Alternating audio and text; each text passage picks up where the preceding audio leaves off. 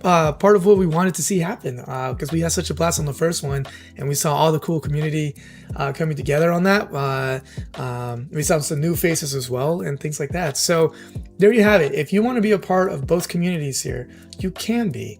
We're going to start off with Phoenix. So Phoenix, before we move over to the cooldown, and what is the cooldown? The cooldown is simply, as the name implies, where we're kicking it now. We're just kicking it together for a little bit as we wrap up the live stream, wrap up the games that we just played, and then see what other tangents pop up in conversation and go from there. So before we go into that, I want to give Phoenix here a moment to share how you can be part of his community, what he does on his channel, and then I'll share mine for anyone who's new here. And yeah, and then you have more fun to pick from, and then we'll do the same there at the end too as well. So yeah, so Phoenix, please, all spotlight is on you. I'm gonna open your channel over here and share it as well while you share, my friend. Bam, there you have it. All right, guys, so as BGD said, thank you so much. It's been a great pleasure to coordinate this collaboration for you. Like I said, first and foremost, as I put in the description of part 1 and BGD echoed in part 2's description, this was ultimately a celebration of the community, because as he likes to say, we have a lot of cross-pollination where a lot of my subscribers and followers watch him and vice versa. Our moderator, we share the same moderator, Chewy Loco. So hats out to Chewy Locos. He's a fantastic dude. He does an amazing job. He's on all our streams. He's on Feral Inferno stream. He is an incredible guy.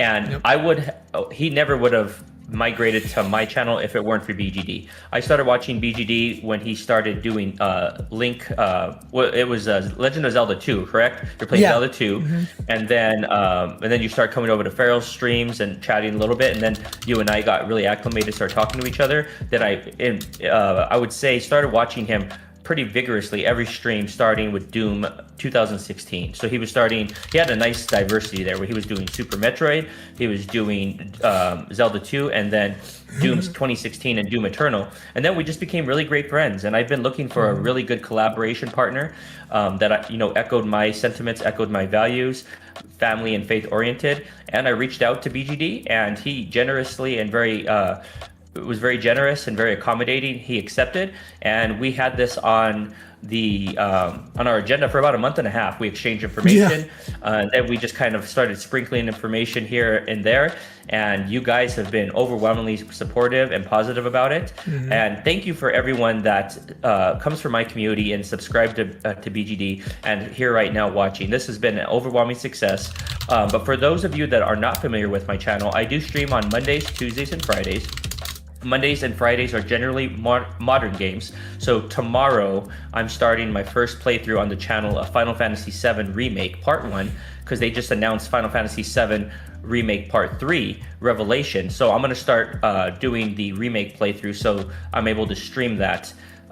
Able to stream it day 1 when it comes out in 2027. As you can see, we have Final Fantasy VII Remake on Monday. Tuesday are retro games, so I have Mina the Hollower, and then on Friday is going to be a brand new game that releases that day, an other Zelda Link to the Past like with HD 2D graphics called The Ventures of Elliot. So if you guys are fans of RPGs, Adventures of Elliot is going to be right up your alley, and especially if you like action games with the top-down perspective like Link to the Past. That is going to be, I believe, a masterpiece. We'll see. I played the demo and I really enjoyed it. So Mondays and Fridays, modern games, Tuesdays, retro games, and then I'm going to try to make June kind of like my de facto collaboration month. So if you're ever interested in doing a collaboration with me, reach out. June would probably be the month that works best for me. The kids are out of school. It's kind of the start of summer break. And I couldn't have been more than blessed to have BGD generously accept the invite. And this has been an absolute blast. Part 1 was an enormous success. And I'm so glad that so many of you that joined us for Part 1 have migrated over to BGD's channel for Part 2. Yeah, there you have it right here, Part 1 from last week. I've been sharing your channel and jumping around. I showed your posts for your schedule this week, nice and up. So this is Part 1. over here, as you guys can see. So yeah, that's Phoenix, man. That's Phoenix. Really cool brother, really fun. Literally a friend I made over the interwebs, so of all places. So there you have it, man. So yeah, here's Phoenix's channel, just as his name implies, Phoenix Ascends Gaming. So that's his handle right there, or just type it in and you'll get over here. And again, if you didn't win and you like any of the merch, I don't have a store right now. I'm not ready for that yet, but he does. So if you want to get the gear, it's all right here, and then you can click right here. It'll take you right over to the main page. Hit that home, and you can see all the options for you there. So yeah, man. So yeah, check him out. So yeah, but yeah, you and a really wonderful success too, because you started now 6 months ago, right? No. Correct. Yeah. I started about 7, but I've only been streaming for 6. So it took me about a month to like get everything organized to where I wanted it, and then I started streaming 6 months ago. Yeah. And then what would you say is like your bread and butter, like go-to type of games, or like your main? Because I see when you play, you're always doing the highest difficulty, even on like new games. Like you're not starting on the normal. Like, has that always been like a thing for you, or is that like a recent thing? Yeah, no, it's always been kind of the mentality. I always like to challenge myself. I like to try to get the most out of the game. And in particular, the game coming out on Friday, I did play a little bit of the demo, and there's a easy, normal, and hard mode. And I tried the hard mode, and I already fell in love with it. So that's what I'm going to run with on Friday. But nice. Yeah, I would say retro RPGs are my bread and butter. I play a lot of retro platformers, games that have a lot of like skill expression. I really enjoy those. I enjoy doing challenge runs as well. And then I also don't like to discriminate, because I love a lot of modern games too, especially modern RPGs, or what they call modern retro games, where they're a modern game, but they're stylized to look and feel like the old games, but without some of the straight frustrations or like limitations of the original retro experiences. So you'll find, like, for example, last Tuesday, when I was playing The Messenger, when you dropped in, that looked like an old like 8-bit game, but it was actually made just like 7-8 years ago. So that was intentional. The developers like said, it's a modern game, but we're going to make it look like a Game Boy game, or look like a Super Nintendo game, like Mina the Hollower, specifically made to look like a Game Boy Color game, which is really cool, where it invokes that type of nostalgia. Yeah, no, that's awesome. Would you say Mina the Hollower too is kind of fits that description? Yeah, absolutely. So Tuesdays and Fridays games are both retro experiences. So for example, they're modern games, but they're tailored to kind of activate that nostalgia for people that love like those early 90s Super Nintendo Golden Age type experiences. So yeah, if you love retro experiences, like retro modern, tune in on Tuesday and Friday, and I don't think you'll be disappointed. Yeah, there you have it. Okay, and then it sounds like you've done a lot of RPG. I used to think, until someone corrected me, Zelda fell in that category, but it doesn't. It's action adventure. So action adventure. So you're familiar then with, like, since you're doing the remake of 7 for Final Fantasy, so you're familiar with like JRPGs like Final Fantasy. Okay. Yeah, I would say JRPGs are my favorite and my most played genre, followed by action platformers. And then I play pretty much everything. Like, for example, in July, I'm going to play the new Halo game, which is going to be the first time I've ever played an FPS game on stream. So I pretty much play every single genre, with the exception of, like, I'm not a huge fan of life simulations, like games that have like where they make it feel like almost as realistic as possible. I'm not a huge fan of that, because I like kind of the escapism of video games, rather than immersing myself in something that feels like I'm just like extending my life through someone else's eyes or something, you know? I like that escapism element of video games, and able to fill the shoes of another character and experience their life experiences.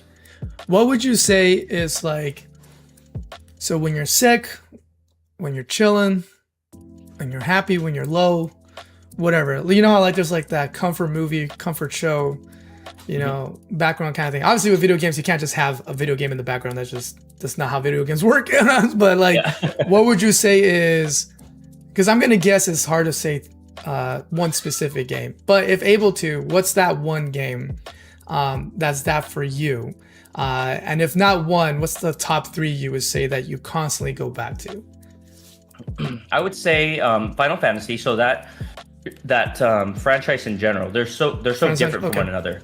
They all are isolated experiences for the most part. Like, you could play 1 through 6, which are, you know, retro experiences, and then they put them all on the Pixel remaster. So they remastered them, but each game is so different. And then, for example, 7, 8, and 9, those were PS1 type games. And then Final Fantasy 10, they all bring something different to the table. So they're technically under the umbrella of Final Fantasy. They have a lot of the same characters, so on and so forth, but they're standalone experiences, kind of like American Horror Story. You know you're getting what you're going to get, but the majority of the experience is almost like a not adaptation. What's the word I'm thinking of? Where it's a type of experience where you're always going to be surprised, but you always kind of know what you're getting yourself into. Some of those same ideas. It's like shows like Law and Order, like serialized, you know, there's a flow to it, but they can still somehow find a way to make it fresh, make it new with the formula that's in it. So like a formulated program show type of thing. Yeah. Okay. And then they always try to innovate. That's one thing I really respect about Final Fantasy. Like you have the old, there's something for everyone. Like the most modern one, Final Fantasy 16, has more of a mature story than the others, and it also has dynamic action, real-time combat, which shies away from, you know, the turn-based combat. So you could pretty much dive into the series and find one title that you're gonna love, regardless of what type of games you like. Another one for me would be Kingdom Hearts. Kingdom Hearts is a game that really introduced me to RPGs.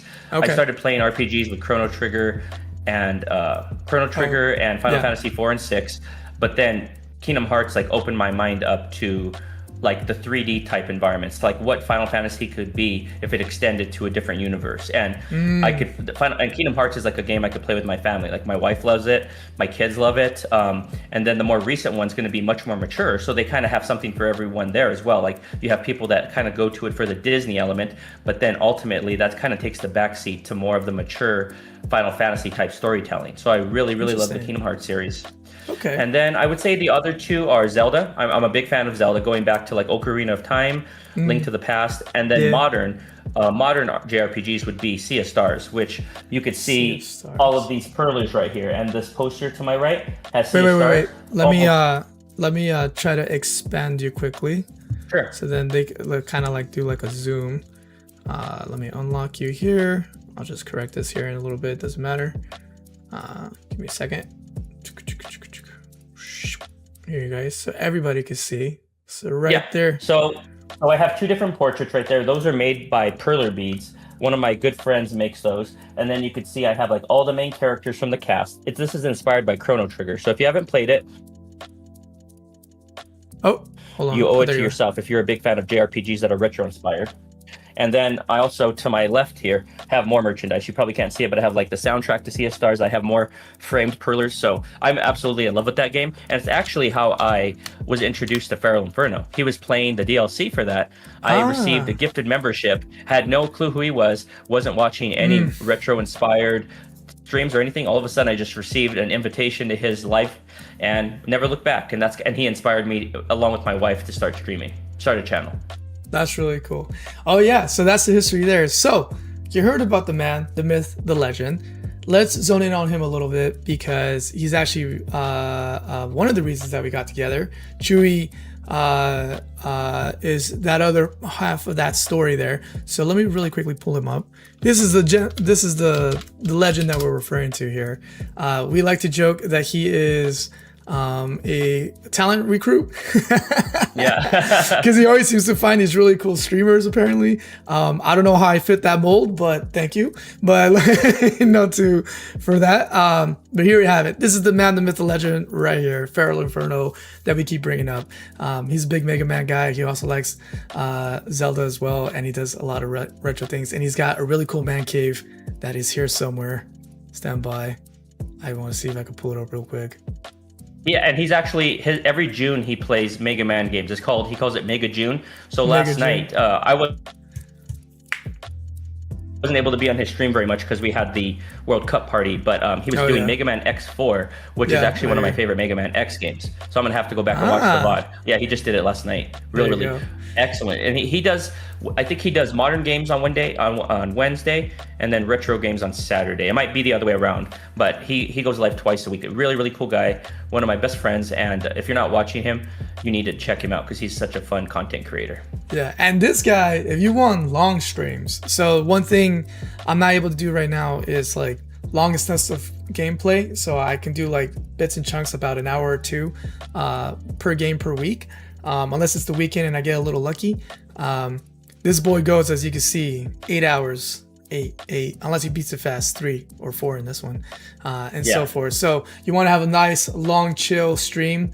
Farrell's your guy. He's your guy. Also, Phoenix. You guys have almost beat some of the games in like 2-3 streams, right? Most of the time. Yeah, especially the platforming games. Like, I mean, some of those games, a lot of games I've actually played, I beat them in one stream if they're a platforming game. If they're an RPG, that they tend to run like 4 or 5 weeks. Like tomorrow, Final Fantasy VII Remake, I expect that to be almost like a summer series where that's going to be the Monday game I play for like a couple months. Oh, okay, yeah, because that one can go... That would probably go like 30 hours at least, 35 hours. Right, yeah, because some games just, especially modern games, right, they're like built to go at least 60, 40, 30, right? So no matter how much you try to rush it, you know, and you and I don't try to rush the games. You're just really good at beating those games. So there you have it. There you have it, Feral Inferno. Go check him out. Really dope dude as well. And he's here in the chat actually. There he is. Ta-da! Okay. Let me see. Let's. How about a little devil's advocate here?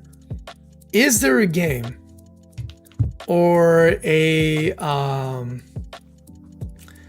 I don't want to say that you hate, but if there is one that like irks your soul that you've ever played before, what would be the one where you're like, I'm never going back. I'm not even going to touch that with another, like a 10-inch pole again. Like it was one and done, and not even done. It was like I gave it 30 minutes and I'm done. Right. I would say, and this is because I generally try to have pretty tempered expectations, unless it's a franchise like I'm really invested in. For example, at the most recent Summer Games Fest, they revealed Kingdom Hearts 4, the new trailer. So that game took about 8-9 years for development. So my expectations for that game are sky high. But when it comes to a game franchise I love, but then they don't deliver the same experience, that's what kind of irks me. So I guess I know a lot of people love it, but I personally did not like Castlevania 64. I really enjoyed the NES and the Super NES Castlevania games. And I was really pumped up for Castlevania 64. And like Farrell and I were talking about this, where a lot of games that were in the 2D spectrum didn't translate very well to the 3D spectrum. So Castlevania is one of those where you know what to expect with Castlevania generally from 2D, the 2D experience from SNES, NES, and Game Boy, and then you're expecting the next big thing back on the N64, and that was a big letdown for me. I did personally not enjoy Castlevania 64. And I never went back. I know there are a lot of fans of it. It's kind of a cult favorite where some people love it, but that's one in particular where I really enjoyed the series, and it kind of soured my perspective of it going forward until they return to the 2D roots. Got you. Okay. Well, there you have it. So my man's top, I think you did 5 actually. Top 5 types go to Final Fantasy, Kingdom Hearts, Zelda, and Sea of Stars. And Sea of Stars, which like it seems like that one left a really good impression because you're like got that whole wall there and even more. So that's really cool. Even behind me you could see just like that whole middle section between my two dividers there. That's all Sea of Stars too. So I'm gonna have to check that out. I'm gonna have to check that out because I haven't even heard of that game before. So this is really cool. Okay, man, there you have it. All right, so you do have one. That Castlevania one was a disappointment.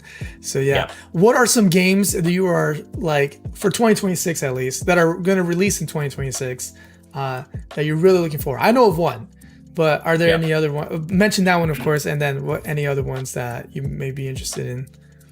The one on Friday, actually, Adventures of Elliot, the one that's made by Square Enix. That's pretty much my favorite developer, like back to 90s onward. Like some of my favorite games of all time were made by Square. So like Kingdom Hearts, Final Fantasy, so on and so forth. So this is going to be their attempt to it's going to be Square Enix's attempt to replicate that Zelda Link to the Past top-down formula. So I'm really excited for that one. That's probably my most anticipated game of the year. Oh, really? So we'll see if it delivers. We'll see if it delivers. The recipe is there. We'll see how the execution is. But ultimately, I would say that's my most anticipated game. I'll follow it probably by Wolverine, which is I know the one you're really pumped up for. Really excited for Wolverine. Mario. Yeah. And then Mina the Hollower, which is the other one I'm playing right now currently, that was one of my most anticipated ones as well. So like I said, I like to kind of split it up between modern and retro. Modern obviously being Wolverine, more retro inspired would be Elliot and Mina the Hollower. And there's a few other ones. I can actually pull up a list right here of like the games I'm definitely gonna buy. Oh yeah. And yeah, this will probably be the first time Jazz will see this, but okay. Jazz, look away! Protect the wallet. Yeah. No, just kidding. So some of the other ones I'm looking forward to.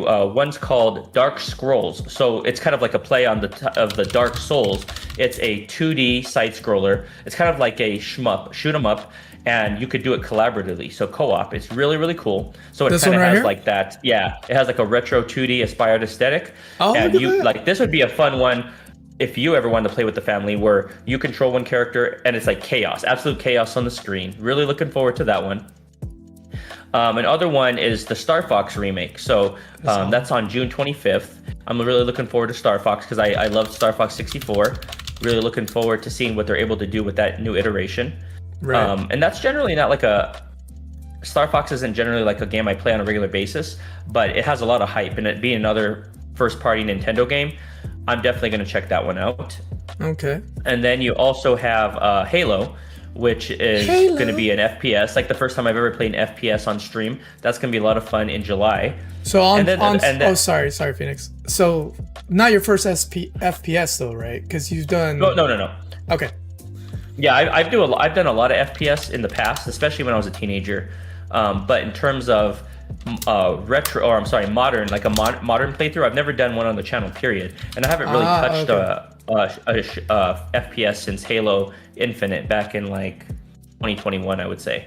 Okay. So it's going to be awesome to be able to play that this is the first game remade. So this game, Master General actually said this was his favorite shooter ever, and he didn't even realize they're remaking it. So this one has a lot of hype to it because one of the best shooters of all time, and then they're remaking it by all the modern conveniences and quality of life features, so on and so forth. Is that you're referring to Campaign Evolved? Is that right? Yep.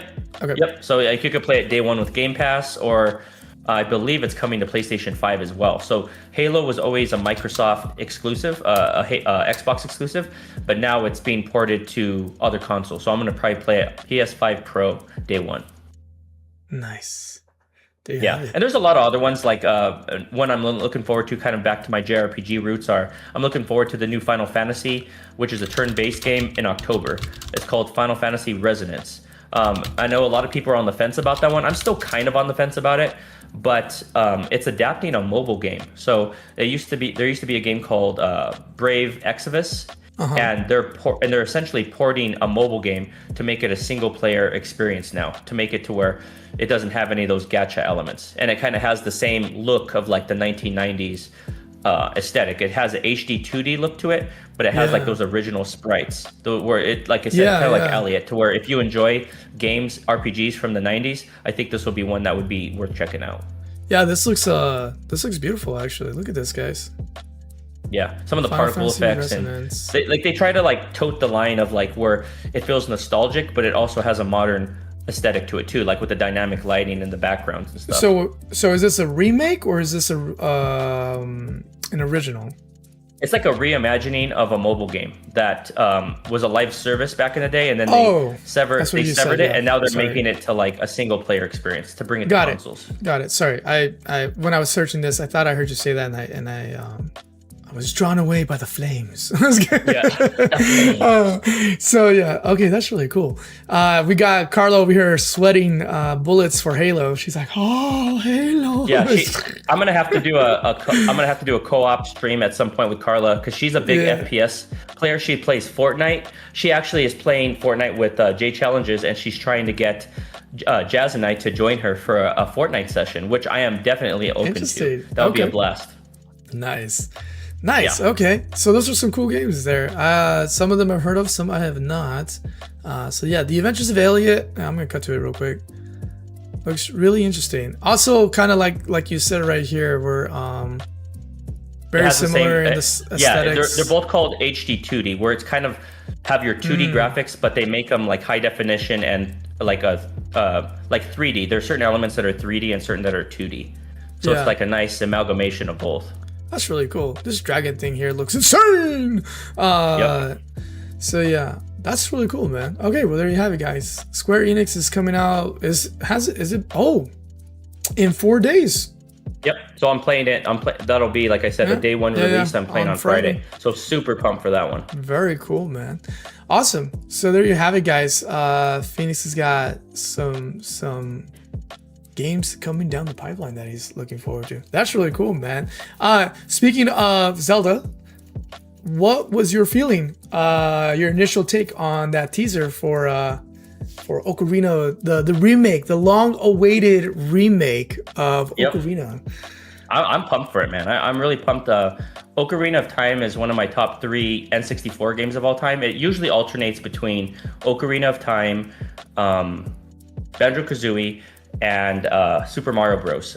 Super Mario 64. And then sometimes I kind of throw in GoldenEye. I really enjoyed GoldenEye for what it was. Like, it didn't age well, but from like an OG FPS perspective, I had a lot of fun, like a lot of nostalgia and great memories with GoldenEye. So normally that kind of falls outside the top 3, but sometimes when I'm feeling particularly nostalgic, I'll throw it in there as one of my top 3. But generally, Mario, Ocarina of Time, Banjo-Kazooie. Those are my 3 main games on the N64. So when I saw that they were going to remake it officially, because it was rumored for a long time, but when I saw that it was officially coming down the pipeline, I was pumped.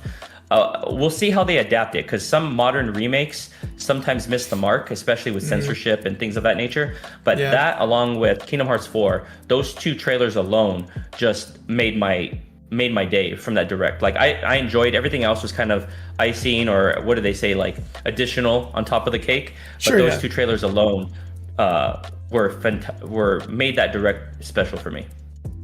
Okay. And I know Ocarina of Time is very special to you. I think that's your favorite game of all time, correct? It is my all-time favorite game. I don't go to it as much anymore, in the sense of, like, you know, if I'm feeling sick or tired or this or that, because I'm trying new things, right? And then also, I the one that I have been going back to the most, funny enough, because it's quick, it's easy, I can go in and out of it, right? And load it up really fast too, is actually Zelda 1 from the NES. So that's been a lot of fun going back to that one. But yeah, this one holds a special place in my heart, because it was that first game where it wasn't a game anymore, it was art. And so that's what took the cake for me there, because the story I thought was fun and exciting. You know, I'm sitting there like theorizing what's gonna happen next if I beat this temple, or when I get this item. The ability of just like exploring sometimes, and usually paying out. You know what I mean? Like, even if it wasn't nothing major, like, oh, you got an extra bottle or whatever. But it was cool because it's like, it wasn't just handed to you. It wasn't just like given to you. It was like you had to put in the adventure yourself, right? And so that's just really cool. And then and it was the first game where, like, again, it felt like art, because the music stuck. The you know, the flow of the game was great. It was challenging enough, right? There's not like difficulty levels to it, but you can't just go in and smash everything and move on. You know what I mean? Some things require finesse, some things required just straight up fighting, and some things requires a little more, you know, the puzzle solving and things like that. So yeah, this game is special to me. I'm just mad that it's on the Switch too, because I don't have a Switch 2 right now. So That's to pick one up. Yeah. If I was able to, like, I remember you were saying your next PS5 game, or your next game selected, if you didn't have it, I said I would try to gift it to you or share it with you. Yeah. Unfortunately, I can't do that with the Switch 2. Like, I have the games and whatnot, but like, you need the console. You need the console. I know. Yeah, it's gonna be funny and interesting to see. Okay, well, so you had the Switch 2 at least. So Forgive me. I'm not gonna watch it. I love you, but I just want to go fresh with this when I eventually play it 20 years from now, because that's my motto. That's kind of my thing. I play games 30 years later for some bizarre reason. Because not just kidding. You're one of the people that they when they say, oh, they're going to throw a spoiler alert on this. So like, how could you spoiler a game that happened 30 years ago? Well, you're probably the intended audience there. You're like, don't spoil me. Yeah, no, later. I am the guy. I am the guy because check it out. What's a game that I recently played and I beat that you all love that I never got to experience? Super Metroid. Did I watch anything? No. Did I avoid it like the plague after the algorithm was like, do you want to watch this? Yes, I did. So like it was like, you know, it was like, here, you want to watch this play? You want to watch the speed run? No. It was like, I don't want to touch it. I don't want to see anything. I just want to go in fresh as a baby in this game. And it came to my benefit because as I anticipated, I reacted the way I would because it was my first time. Like when the chicken scared the living snot out of me after I pushed them in the lava and I cooked them, and I was like, got him. And then I'm walking, you know, to the left of the screen, and he's like, I'm back. And I'm like, oh my gosh, this guy sucked. He was so hard. And then he's like, nah, and he just dies on the spot. I'm like, oh. No, I see you with the little jump scare there. You know, and it's like if I had seen a video on that, like it just wouldn't hit the same. You know, I was like, oh, okay, I know what to expect, whatever. So yeah, I am that guy. And it's been like that for me since movies. Because with movies, I'm like that. Like if it's a movie I really like, and you impacted me enough with the trailer. Obviously the teaser helps, but the first trailer, after that I'm done. Because I need it to be new. I need it to be new. Otherwise, if I'm just laughing where you're supposed to laugh because they showed it in the trailer, it's just not the same. You know what I mean? Yeah, I need it new, and I need to know. And it's like, oh, well, and because then you can have the fun of like, especially if it's stuff that's tied to like things that already have lore, then you can have the fun of talking with your friends and family members, right, who are into that whatever it is, that show or movie, or specifically movie. That's where then you can theorize things because you know that they're not going to adapt it one for one, and that's great, right? And so that's so I do that. So I'm a pure quote unquote purist when it comes to those kinds of things. I'm like, no, you got me on the first trailer. I'm happy. I don't care that there's 3 more. I don't care that there's 5 more. I don't care that's a sneak peek.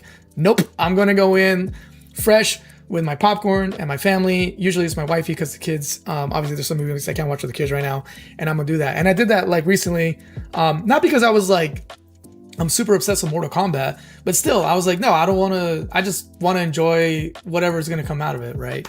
And what the director and stuff like that planned for me to enjoy from it. So yeah, it'll be the same here because I have a feeling it's not gonna be one for one. Not gonna be one for one, and so it's like as much as I wanna, because I'm not gonna be able to play it probably until a while later. I'm gonna avoid it because it's like, no, I want to experience it for myself. What they changed to my favorite game of all time, you know.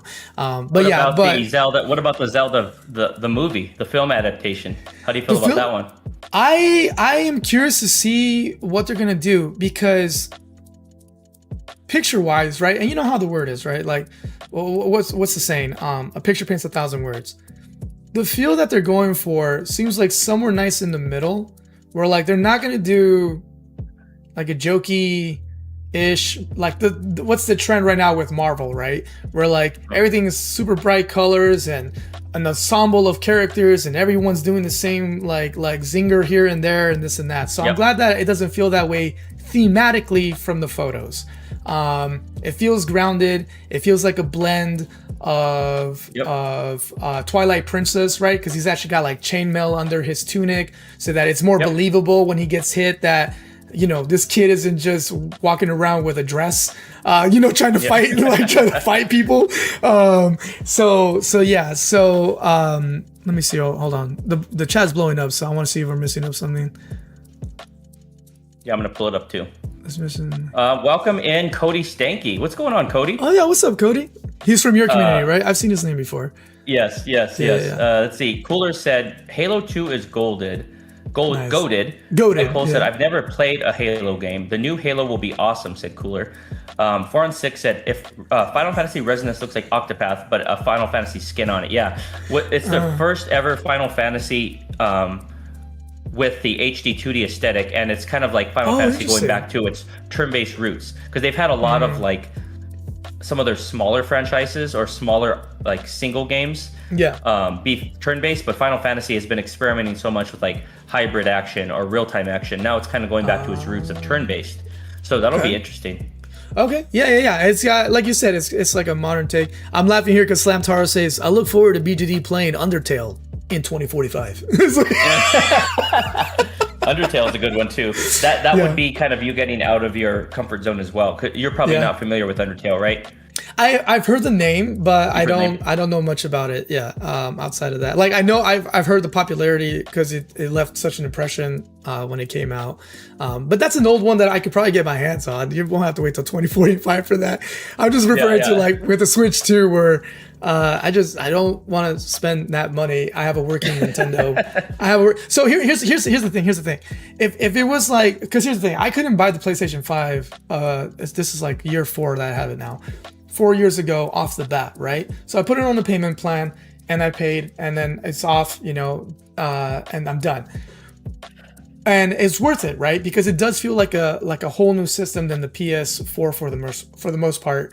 And of course, what Zelda is for me on Nintendo, where like I need to play it because it's Zelda. So I will figure out how to get the system. Horizon Zero Dawn is for me for the PlayStation.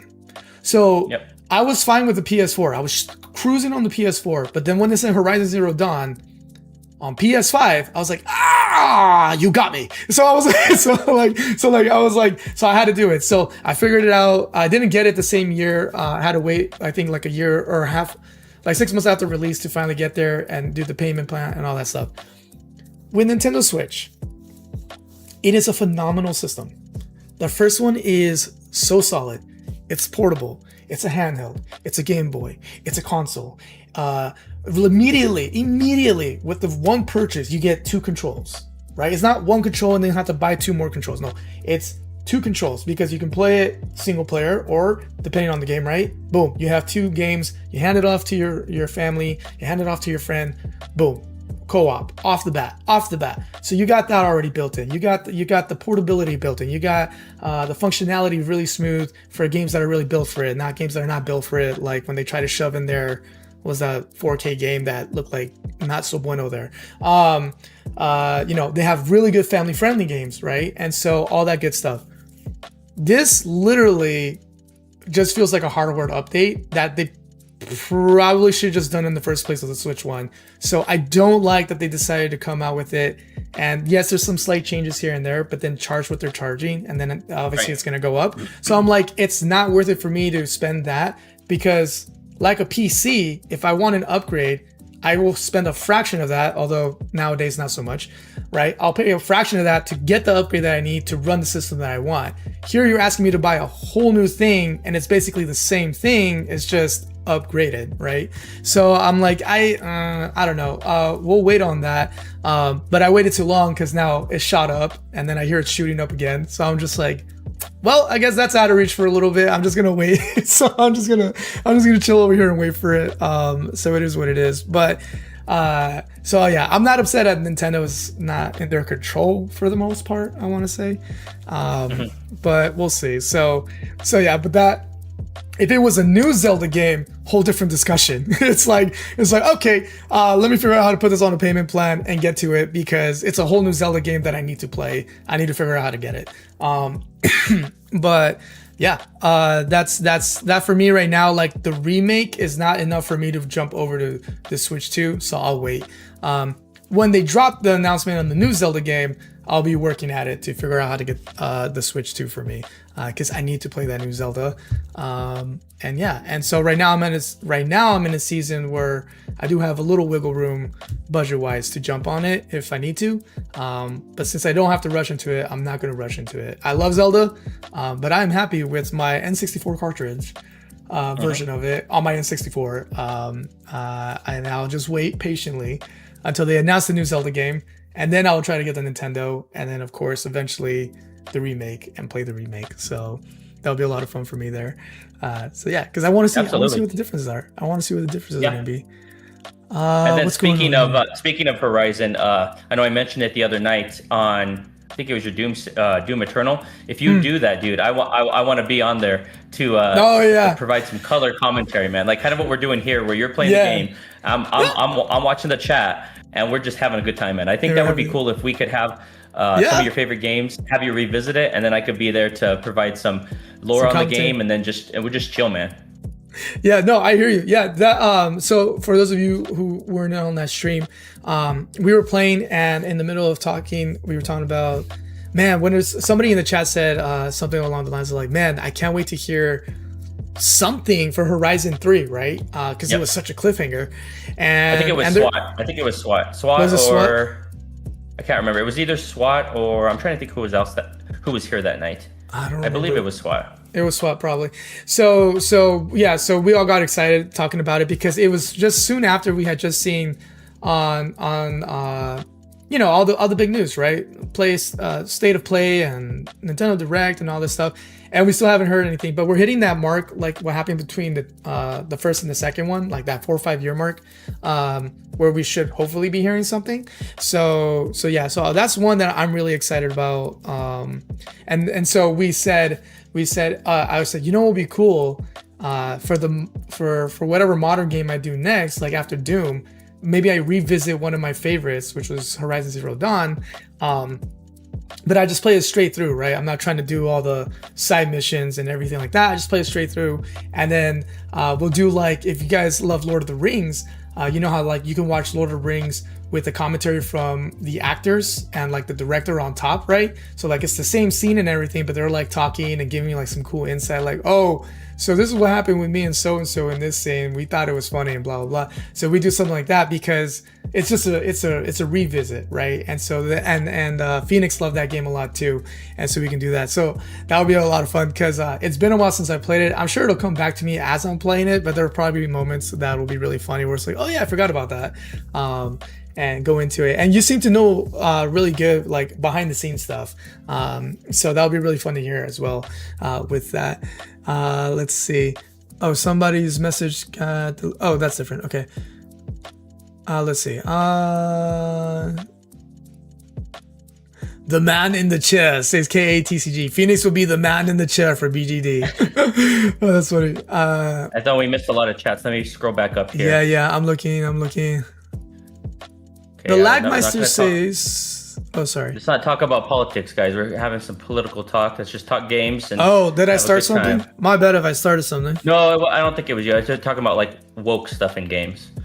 Let's see. Okay. Hey, yeah, no, look. TCG said Famicom Disk System Zelda was a hit in Japan. So they made the Holy Bible and the Magic Book and so on. And what Cooler game? said, just say the Famicom Disk System Zelda. Interesting. Oh yeah, I think actually originally the Zelda, because just like, so I heard something about this that I thought was really cool. Because Phoenix and I are both faith-based, and I didn't know this about Zelda originally, but when I went back to play Zelda 1, 2, and 3, it was cool to see a lot of Christian iconography in there, right? Like, because like you had the book where it had like the cross, right? And I jokingly in the game called it the Bible, but that's actually what they called it, and I thought that was kind of cool. And I read up on that because I was like, I wonder why a Japanese created game put this kind of iconic stuff that's from a certain faith, right, in there, right? Because as far as I know, the Christian population in Japan is less than 1%. So it's not like because they're, the creator might have been a Christian or something. So I thought it was interesting. So I looked into it, and it was really fun. It's just like us with Eastern stuff, right? We don't understand all their stuff. Like they do, like Shinto is the major religion there in Japan. Mm-hmm. But, they do stuff with like their mythology, with like how the demons look, or the Shinigami, which is the same thing, and things like that, right?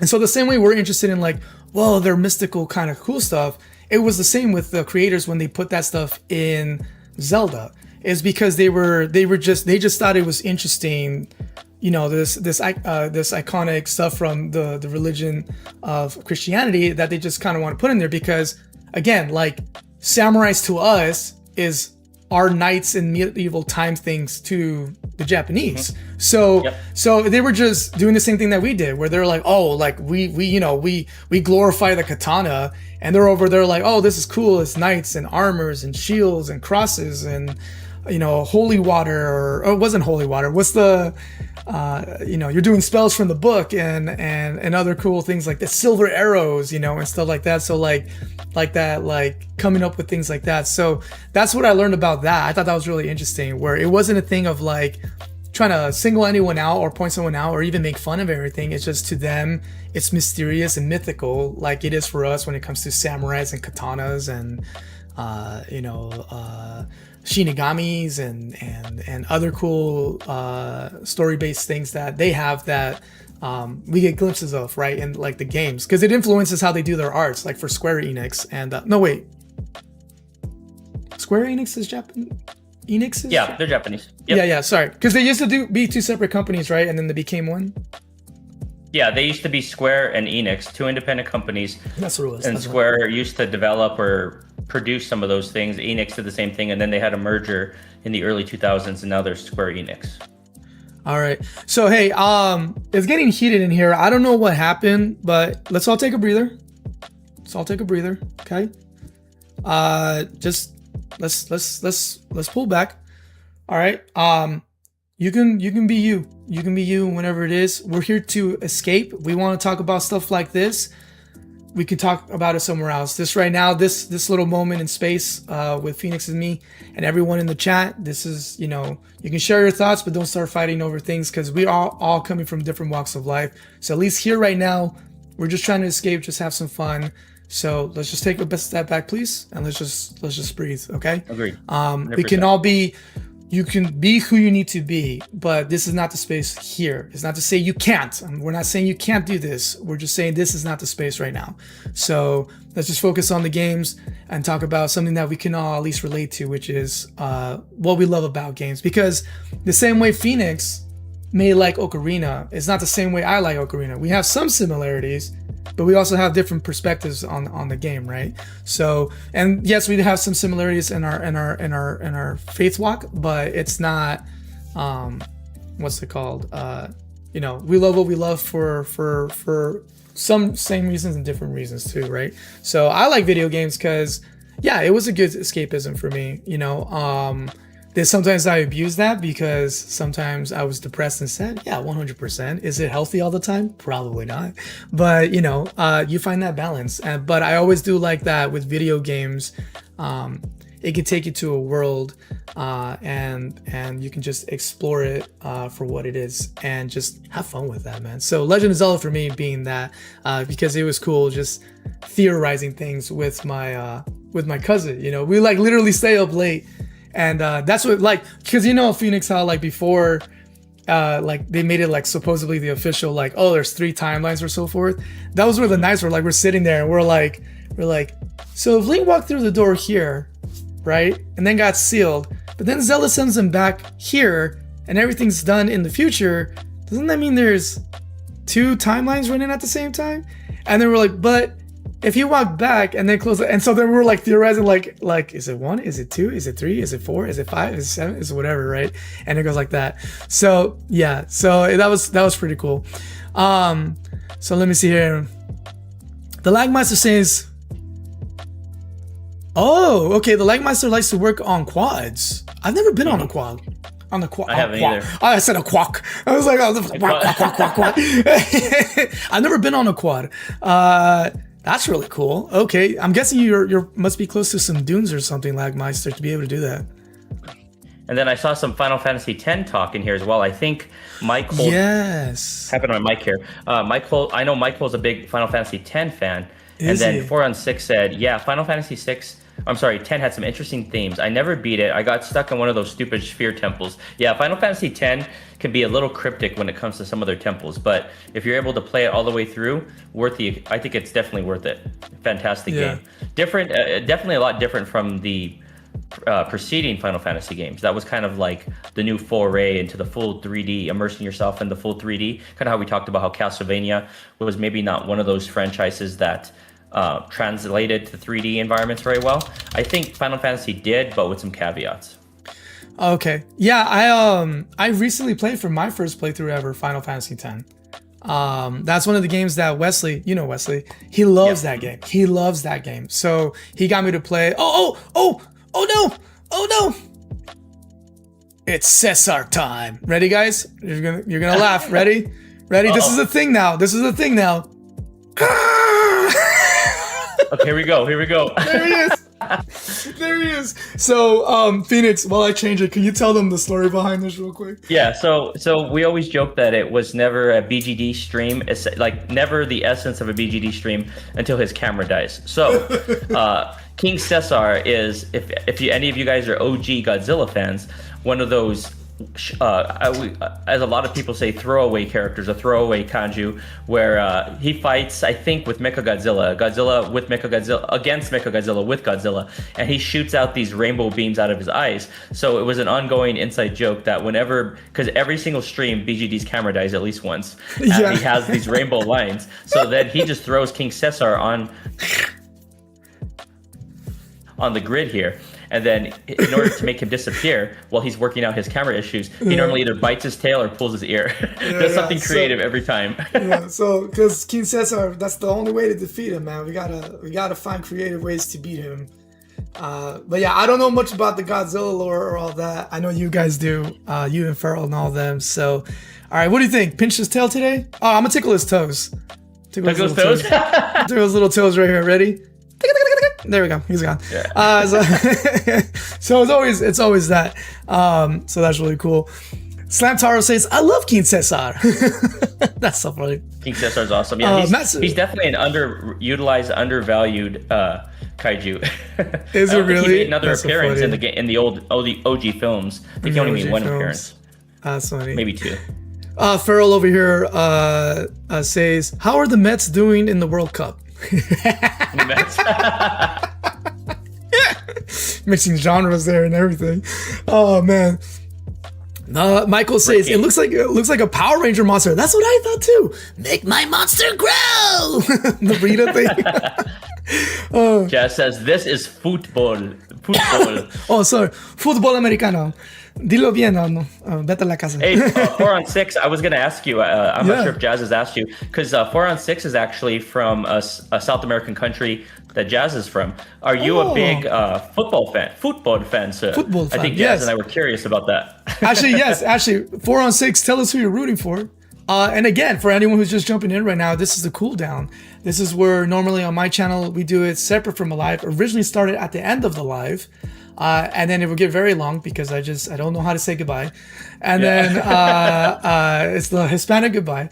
And then I jokingly say that, but there's some Hispanics who are very good at it. It's a joke, okay? And then I discuss it with the community and say, yeah, just make it its own thing. So then we made it its own thing. And so it was just us chit-chatting and kicking it on Discord, and then I would throw up the recording later. And then Farrell was like, "Hey, let me in, you jerk!" And I was like, "Okay." So then I said, then I started. Just kidding, he didn't say it like that. He said, "Hey, what if you stream it as well?" So then we go live on the Discord, and so that way you can hear from the community as well, like you're seeing here with Phoenix. And Phoenix is actually one of the guys who shows up quite a bit. And so I can hear from you guys and see you guys at the same time too, and then I push that out to the YouTube stream, so then in real time you guys, like you're doing right now in the chat, you can all talk with us, whoever in the chat, and we're just talking like we're doing here. This is really where like the community building, talking, and all that stuff happens like that. So yeah, and then let me see, 4-on-6. Hernandez kicked the free throw into the end zone and everyone went crazy. Oh, okay, nice. And Messi did something. That's so funny. Y'all just making fun of what Farrell said. Or y'all running with the joke of what Farrell said. That's really funny. Let's see. He's not a football fan. He's not a football fan. Uh-oh. Okay. 4-on-6 says, "I'm not even Peruvian." I know, says Jess. Oh no, yeah, I like what's it called? Well, no, neither am I 4-on-6, but I just picked something based on like whatever was in my bloodline at some point, right? Or whatever region my family came in at some point. Actually, with that, I guess technically I should pick a team from somewhere in North Africa. because I have roots there too, but I don't feel like it. I'll just go back 2 generations or something. So I'm just rooting for Ecuador on my mom's side, Mexico on my dad's side, Spain, because that's just where we all go back to for most of us. And then USA, of course. I love my country. I want us to win. I know we're not the best, at least in soccer, but we rock when it comes to football. And football's getting international, so watch yourself. And then, basketball. Hey. And yeah, I know some of you are going to be like, those are Canadian sports. They might have started Canadian, but we rocked them. So, Yep. yeah, we rocked them and we made them what they are today. So hands off, Canada. Just kidding. I love you, Carla. No offense. But yeah, let's see. KA says, I remember Godzilla drop kicking somebody. Who did he drop kick? I don't watch Godzilla. Who did he drop kick? You would love it, dude. It was Godzilla. It was like back in like the 1970s or 80s, super cheesy, where he would like slide on his tail and his legs were up in the air and he's just sliding across the screen. It's like they were holding him on wires as the character just sliding and he would drop kick a guy. Oh my god. It might be funny just to do like a boring gamer dad watches old school Godzilla for the first time and then like obviously I won't show the video. Yeah. It's just me like, so this happened in the movie and I had no idea what just happened. Physically, I don't think that's possible on his tail. He'll probably break his own tail. But I gotta say Gareth Edwards, who also did the phenomenal job of directing and writing on producing Rogue One, by the way. That Godzilla that he brought us, ooh, that was fire, dude. Mm-hmm. That like, I just remember, again, like, like if you get me with the teaser or the trailer, I'm hooked and I won't watch anything. I think it was the teaser, right? Where it was like the paratroopers' point of view, right? Where they're falling from the sky. Yep. And you're just like, right? And they're just breathing hard. And then like they're slowly looking and you just feel how freaking massive he is, right? That was the first time that I really felt like you really felt the force of nature that Godzilla was just from sheer size, right? Like that felt so crazy. That felt so crazy. And I remember just loving that. So I remember liking that. Since then, it's kind of just been action adventure, action, just pow, pow, pow, boom, boom, boom. Mm-hmm. Me fight, me break physics, me no do crazy thing. But that original one with Gareth Edwards, not the strongest part with the human portion, I think personally. Bryan Cranston's a great actor, so it's not really on him. It just wasn't that interesting to me. But the weight and the majesty and the force of nature of what Godzilla. It was interesting because they really did the whole thing of like how the motion would feel like, right, when he moves, how everything would shake if he were to walk, like it's always a 9.0 earthquake, and that was cool. Obviously they pulled it back, right? They pulled it back because if every time he walked there was a 9.0 earthquake, well, the movie ends in like 5 minutes because it's like all Japan is flooded, and he's like, all right, I'm just gonna go walk over here now and just flood the next continent. So not so much that, but yeah. Slam Taro says, I love those behind the scenes of Goji, where they show the noises. Yeah. Gojira! Where they show the noises the actors in the suits made. That's funny. That's awesome. BGD easy. I was thinking BGD. They're talking about our beards. Who has the bigger beard between you and I? I think, well, okay, I don't know about it would bigger. Definitely be you. So bigger maybe, but thicker and sexy is definitely my boy over here. You got the nice thickness. I can't grow it that thick. I don't know why. It's just my body denies I have me to trim mine all the time. Like the length that yours is. Yeah. For some reason, I don't like it on me. Like I let it get down to like right here. Yeah. And for some reason, like Jazz is like, let it grow. And I'm like, no, I have to trim it. Oh man, that's funny. No, yeah, I started letting it grow because it grows up to here, right? And I thought nothing of it, but then I started shaving my head because I started doing like that weird crow's nest, and then the top was just what's the word, like just the top. And I personally, on me, was like, I am not as sexy as Picard to pull the bald on the top, only hair on the side thing. I'm like, I am not as sexy as Mr. Patrick. I cannot pull off that look, so I'm shaving it. So I call it my baller season because You know how some ballers like do the shave. So it's the baller season with the beard. And at one point, and then during that time, Kratos comes out, and now he's a dad. Oh yeah. And so my friend is like, "You look like Kratos," and I'm like, "I don't think I do, but I'll take it." And I was like, I appreciate it. So I like to let it grow like that, because it's like Kratos kind of has it like that too, you know, where it's like here. So it's not too long or that. I don't think I can grow it any longer. It tends to just stop here right now. But it's not as thick as Kratos. Sony missed the mark not casting BGD as Kratos. Yeah, in the live they action. missed it. They missed the mark. So it's crazy too, because, you know, as angry and as much blood pressure Kratos has gone through, he still has barely any grays. I have all this right here on just one side, so I outgray Kratos. Take that, old man. He only raised one boy. I am raising 3 kings. So come at me, Kratos. Let's see. Lagmeister says, my beard annoys me because it's big and it curls at the very bottom. Oh, that's interesting. That's really interesting.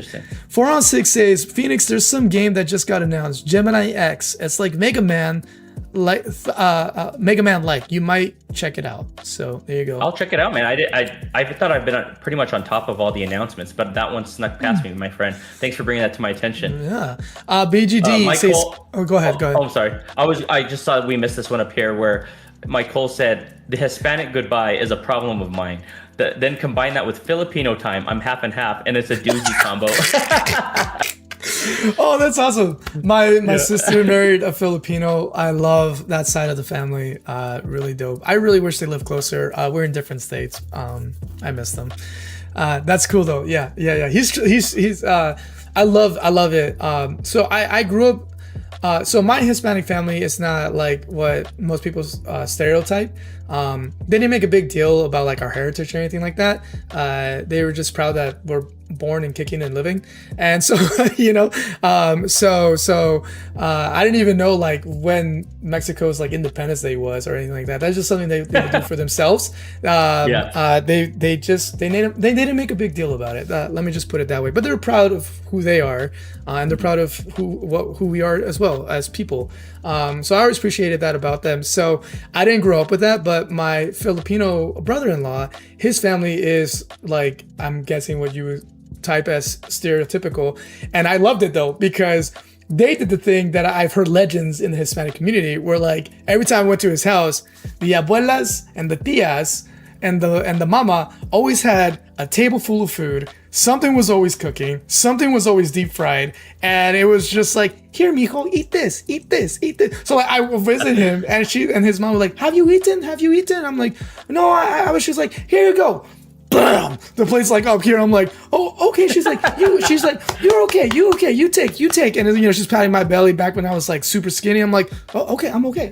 And I was just like gobble it all down and all that stuff. And yeah, so it was super cute. So I love that because I got to experience that a little bit via him. Because his tias and tios will always be over, and then the ladies would always have like a spread out on the table somewhere, and everyone's just kind of sitting random places, and it was like a random Tuesday. It wasn't like there's a party or a football game or a soccer game or it was just, it's a Tuesday, we're hungry, family's over, but it's Thanksgiving in January on a Tuesday, and it was just like, oh cool, you know. So never went hungry when I visited him. Never went hungry, thanks to That's that. hilarious. So that was really cool. At my grandma's house growing up too. Like even if like back in the day, like even if money was scarce or something, you always could count on an overabundance of food. That's awesome. That's right. That's what I'm saying. Like somebody did a really good post. I thought it was really cool. And obviously they must have been Hispanic because they said everybody over here worrying about inflation, right, and prices of groceries and cost of living and all that. And it's like, but we were born to be ready for this. And it showed, you know, frijoles, tortillas. You know, like quick, easy meals that you could make with simple ingredients, simple stuff at home. Because when you had nothing, that's what you ate, and you would be happy. And if you complain, la chancla. It was like you eat what we give you. That's why I added the la chancla emote on my channel. We need that. Yeah, that's just the inside joke there, but yeah, that's a fun one to use. That and carajo have become the new favorite emotes. Yeah. So that's why I think it's funny because I mean I wouldn't get spanked for that, but we had to learn to be grateful for what we got. I'm glad that right now I'm able to do the extra stuff like like a quick, the dino nuggets. I love the dino nuggets, and stuff like that. But back then, those were treats for me growing up, right? My mama was working her butt off, single mama holding down the fort. And so like, that's sometimes what we got, we would still get steak, mama, when she, like on Friday, she'll like get like some ribs. I love beef ribs, or some like some lamb or something, right?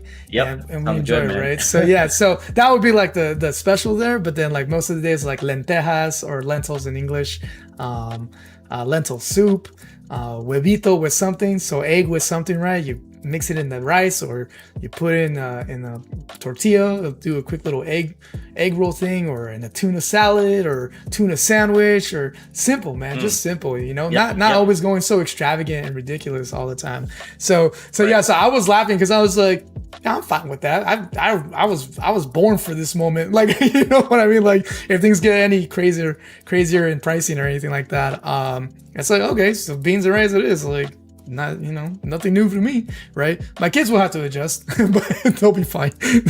Kids are durable, so it'll be fine. So let's see. All right, let's see.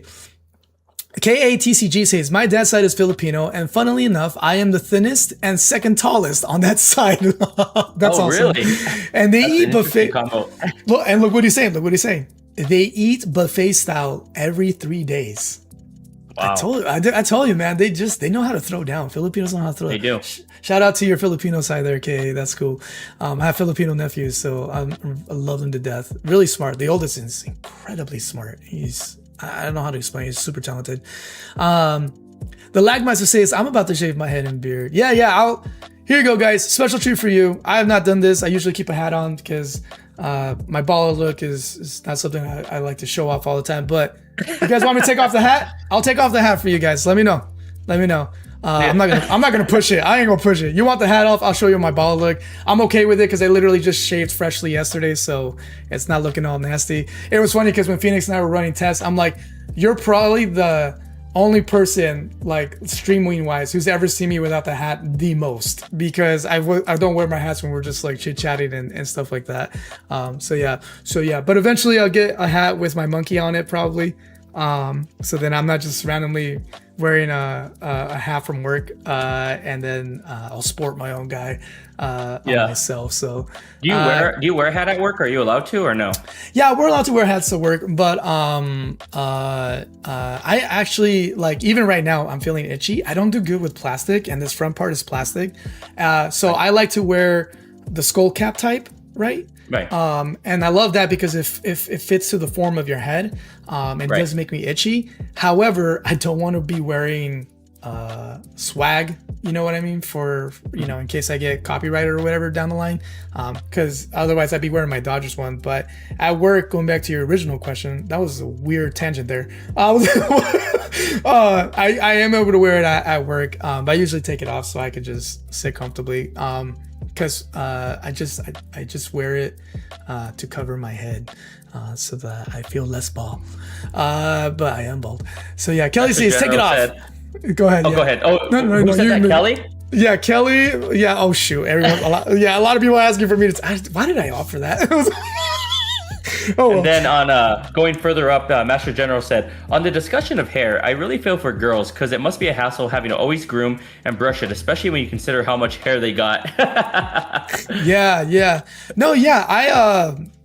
It's funny we're talking about this because last night my wife was like, remember back when you say you didn't like short hair? I was like, when did I say that? Because I don't remember the stupid things that I say.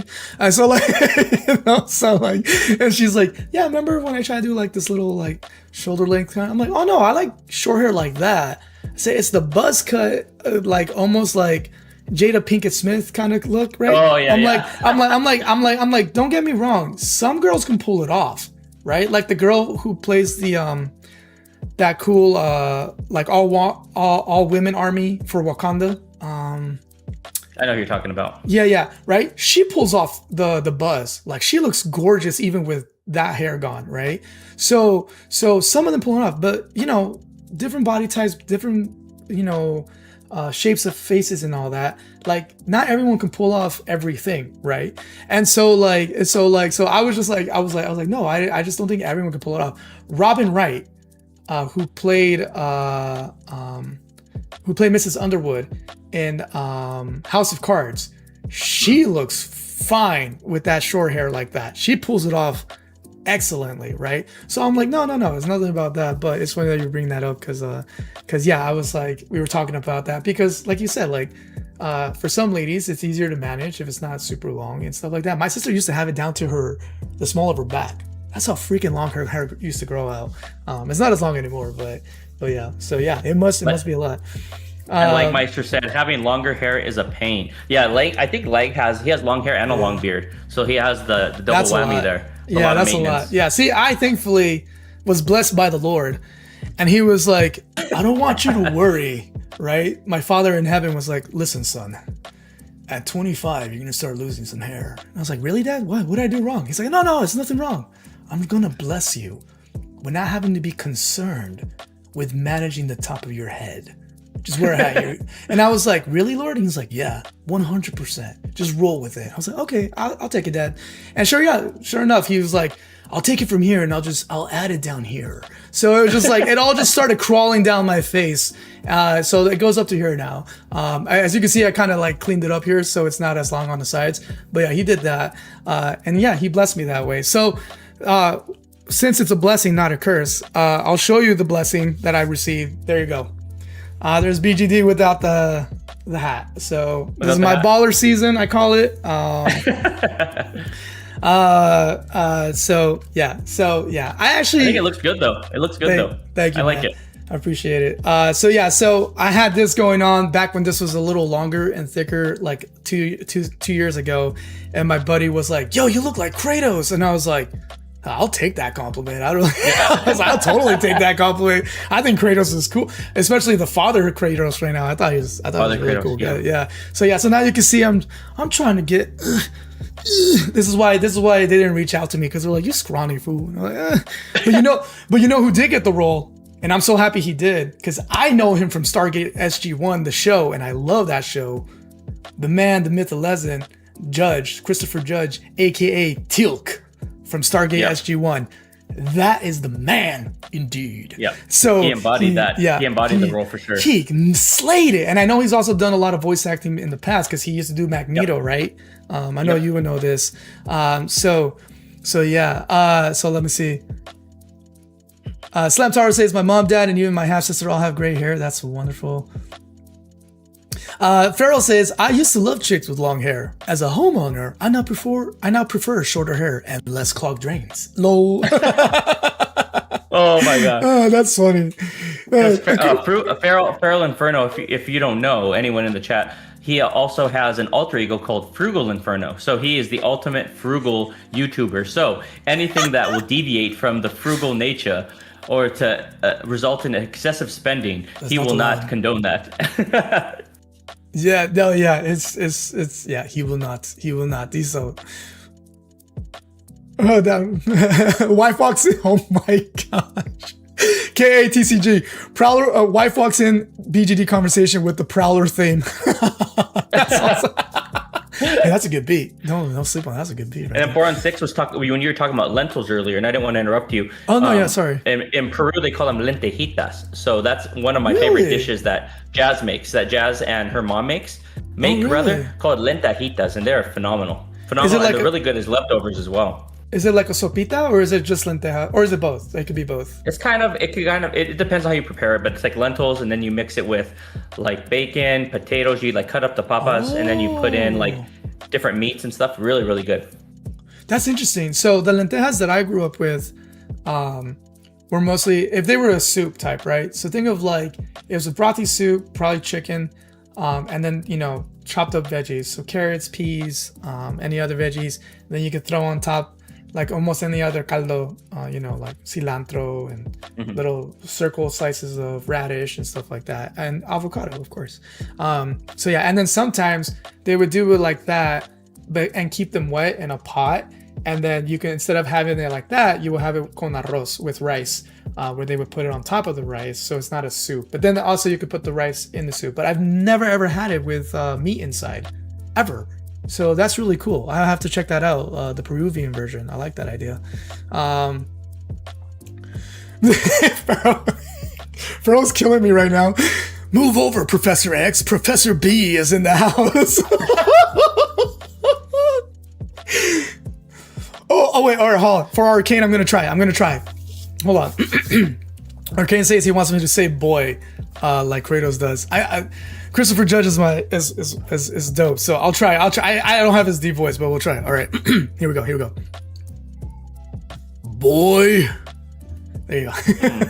Not bad at all. There you go. For you, Arcane. Did you purchase, or rather play, both 2018 and Ragnarok? Yes, I did. Yeah, that's why I was surprised that State of Play is doing like this side mission thing. Don't get me wrong. Okay. You can't get me wrong, because who did I just say I love? That's like the Zelda version on Sony PlayStation, Horizon Zero Dawn, right? Horizon. So I get some of the pushback on some of the woke stuff and all that stuff, okay? But this has nothing to do with that at all. It has nothing to do with that. That I just, because I'm all for strong women. I married a strong woman. She's awesome. I was raised by a strong woman. It's got nothing to do with this, okay? I have no problem with strong female leads at all. In fact, they should do more. So Aloy being one of them. I just don't understand why we need a side mission with what's her name? Lafitte? Faye. With Faye. I'm not excited for Faye. I'm excited for where we left off, because it didn't end. It ended, but it didn't end.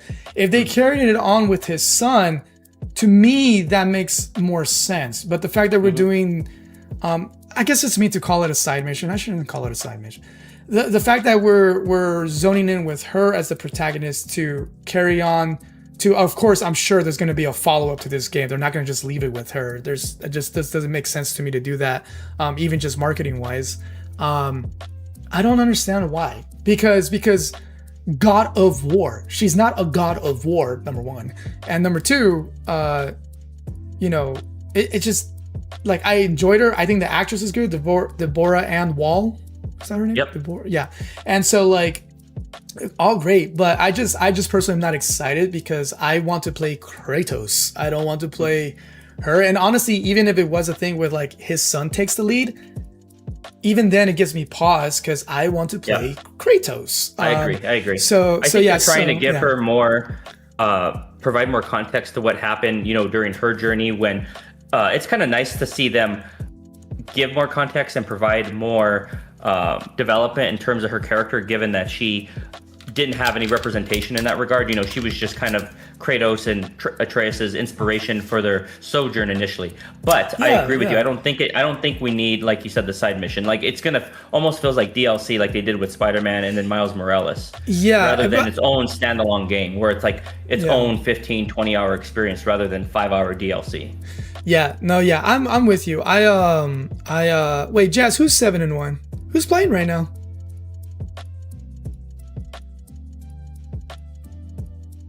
I don't know what game is on. She'll tell us right now in a little bit. Slam Tower says looking forward to the Mongolian setting. Yeah, I mean what I do like is that they're opening up the whole like pantheon of other ancient cultures god system and stuff like that, because who doesn't want to see Kratos just slam on some other pantheon gods, because you guys know, if you read the mythology of those other gods, they're not nice guys, so they kind of have it coming. So I'm like, get him, Kratos, get him. I'm like,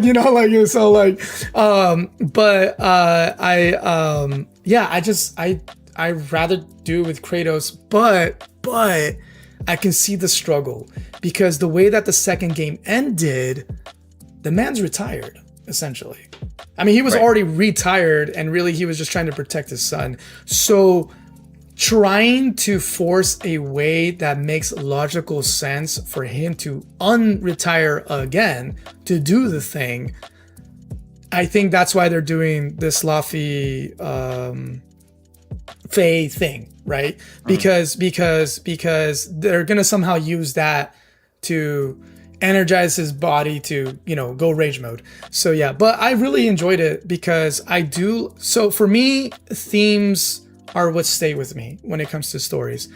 I like the original God of War? Yes. Not for the same reasons as everybody else, probably. Cool, yay, you got to do some adult stuff with some sprite women, graphic women, 3D graphic women, and blah blah blah. And it's like the maturity and all that. You got to rage out on the gods and all that, so pretty cool. It just unleashed some anger there. That was cool. So I really do like the direction that they went with him and his son, because I thought this is a really good way because, you know, art speaks in some shape or form. We've had people here in the chat before say, this game changed my life. This game was with me during a hard time, right? I haven't had that yet for me personally when it comes to a game. I have recently with some music when I was going through something really rough. But now with a video game, there's games that I love and I always like to visit and play, but not like it changed my life or anything like that. But still, it did do something. Like for Legend of Zelda, it didn't change my life, but it let me see video games as art. I already saw it as art, but I really felt like it took a whole other layer of art, right? Because it was story coming to life that you literally virtually get to interact with. So all that to say, with the Kratos one, that's what I liked, is that if there's at least something you can walk away with, one layer of the multi-layers that's in there, because that's the beauty of art, right? It's subjective, and you can interpret whatever you want depending on your walk in life and what you've gone through. I like that they did the switcheroo where, you know, for us as teenagers, cool, I get to, you know, pardon my crude language, bang some hotties and kill some gods, and blood, gore, smash, kill, right? Yeah, my raging hormone teen stuff. But there's a point where you have to mature. And they did that. And so whether or not they were trying to teach you a lesson or anything, you can pull that lesson out from that. And I really appreciate it, because you can't just be that person all the time. You can't just be like that all the time. The rage and the anger doesn't take you anywhere, as Kratos learned, as he was teaching his kid, right? So I love that. And so I love that the sequel didn't end the way that I think we all thought it was, so that it leaves room for potential more sequels and stuff like that. But the man is really retired. So if this is the way to get him back in the game, they have to do a really good job here with Faye, aka Luffy, because again, then it's just a trope, and I don't think they don't want it to be a trope, right? It was easier for 1, 2, and 3. Oh, you hurt my ego, I must slay you, right? And it's like, oh, but we have to reset you so you're not OP again. You took my powers away, blah blah blah. Yeah. Blah. You know, I was a teenager, whatever, it's fun, blah blah blah. We do 3 times. But here it's like, no, we're doing something different. We're trying to do a deeper theme, or maybe they weren't trying, but it just ended up that way, right? Because some things magically just happen during developments and the game being released, and so there you have it with that. And so, yeah, I'm not excited about it. I'm more just curious. So, because that's something I've had to learn myself just growing up in general. Because growing up, I was just really quick to judge things, right? If I liked it, I liked it. If I didn't, I didn't. And if I didn't like it, I'll tell you why it sucked. And in the process, tell you why you suck for liking it. So it was really bad. It was really, really bad. And so now I'm in, like, I've learned, okay, that's very unintelligent and very emotionally unhealthy. Don't do that.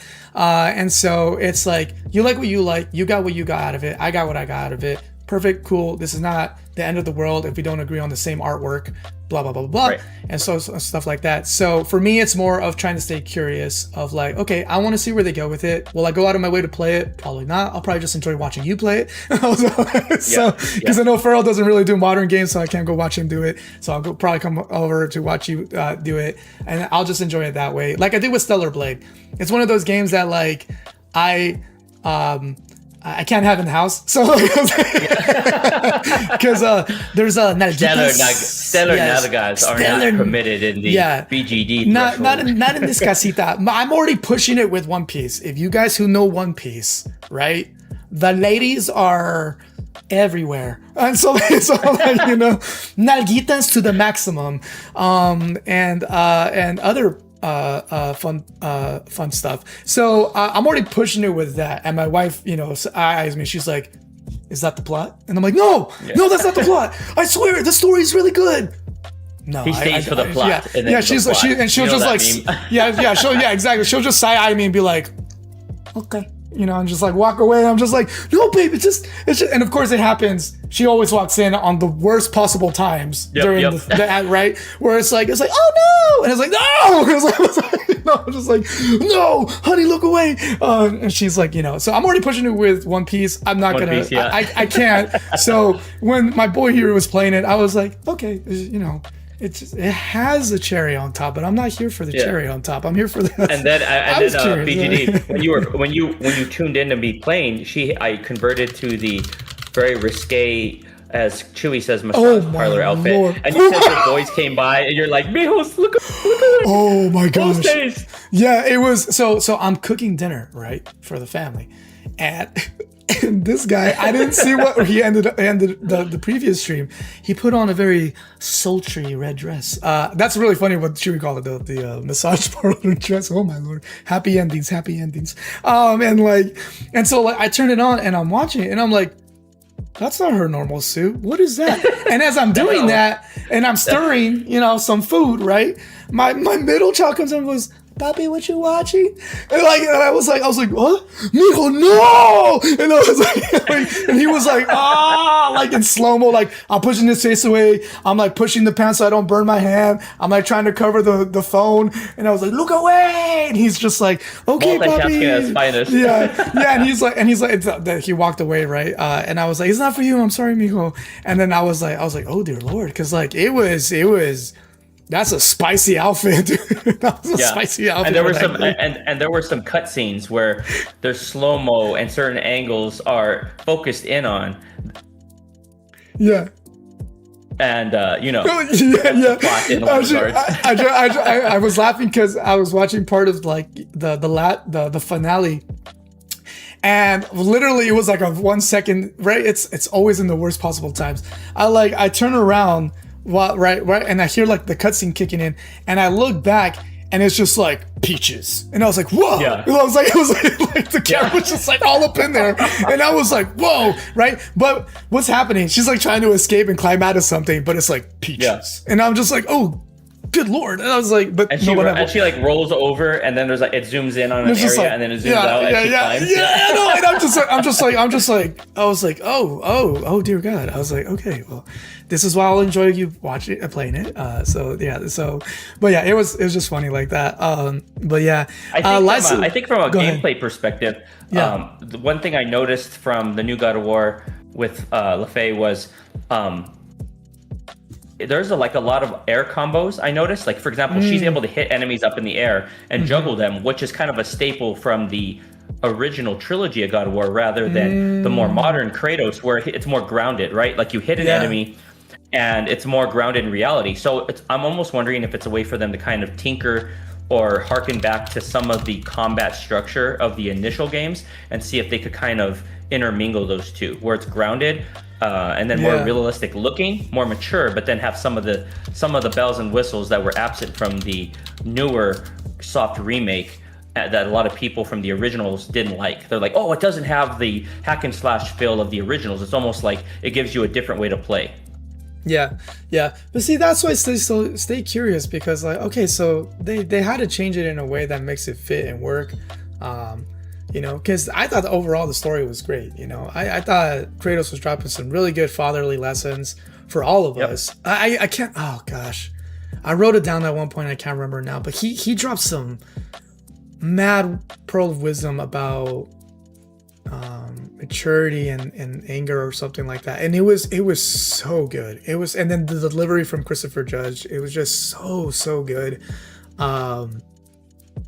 Yeah, I need to replay that one. Maybe that's another one that we can replay. Maybe we'll have a series called like Phoenix and BGD revisit whatever, right? And then we just do like commentary. Because I definitely don't want the fun to end here where we only do a collab like annually or something. I wanted, even if it's not like where we're playing together, we still are able to like intermingle our personalities and kind of our love for similar games, especially the more modern games. Yeah. I know you guys want me to do Mega Man. I'm definitely, it's on the list. I'm gonna do it. It almost won. It almost won. Mega Man X got close. Got close. Yeah, it got close. But Secrets of Evermore won, which is also another one that you guys all were asking and begging for me to put on the list and to eventually play. So it won. Wheel of Destiny chose it. It chose Super Metroid, and now it chose Secrets of Evermore. So there you have it. And then when Doom Eternal ends, so that it's sooner than later, I like the idea. I'll revisit Horizon Zero Dawn, and then we'll do Phoenix and BGD revisit this or that, and go from there. So that'll be the first one. Let's see here. DMC and GOW, I kind of look at the same, at least the old ones. Devil May Cry. Okay, I never played Devil May Cry. I just was never into like the whole vampire and werewolf. It's just not that type of lore. It just doesn't interest me. So I never played it. I don't know what to say about that one. Do you agree with Lackmeister that it's kind of the same? God of War and Devil May Cry?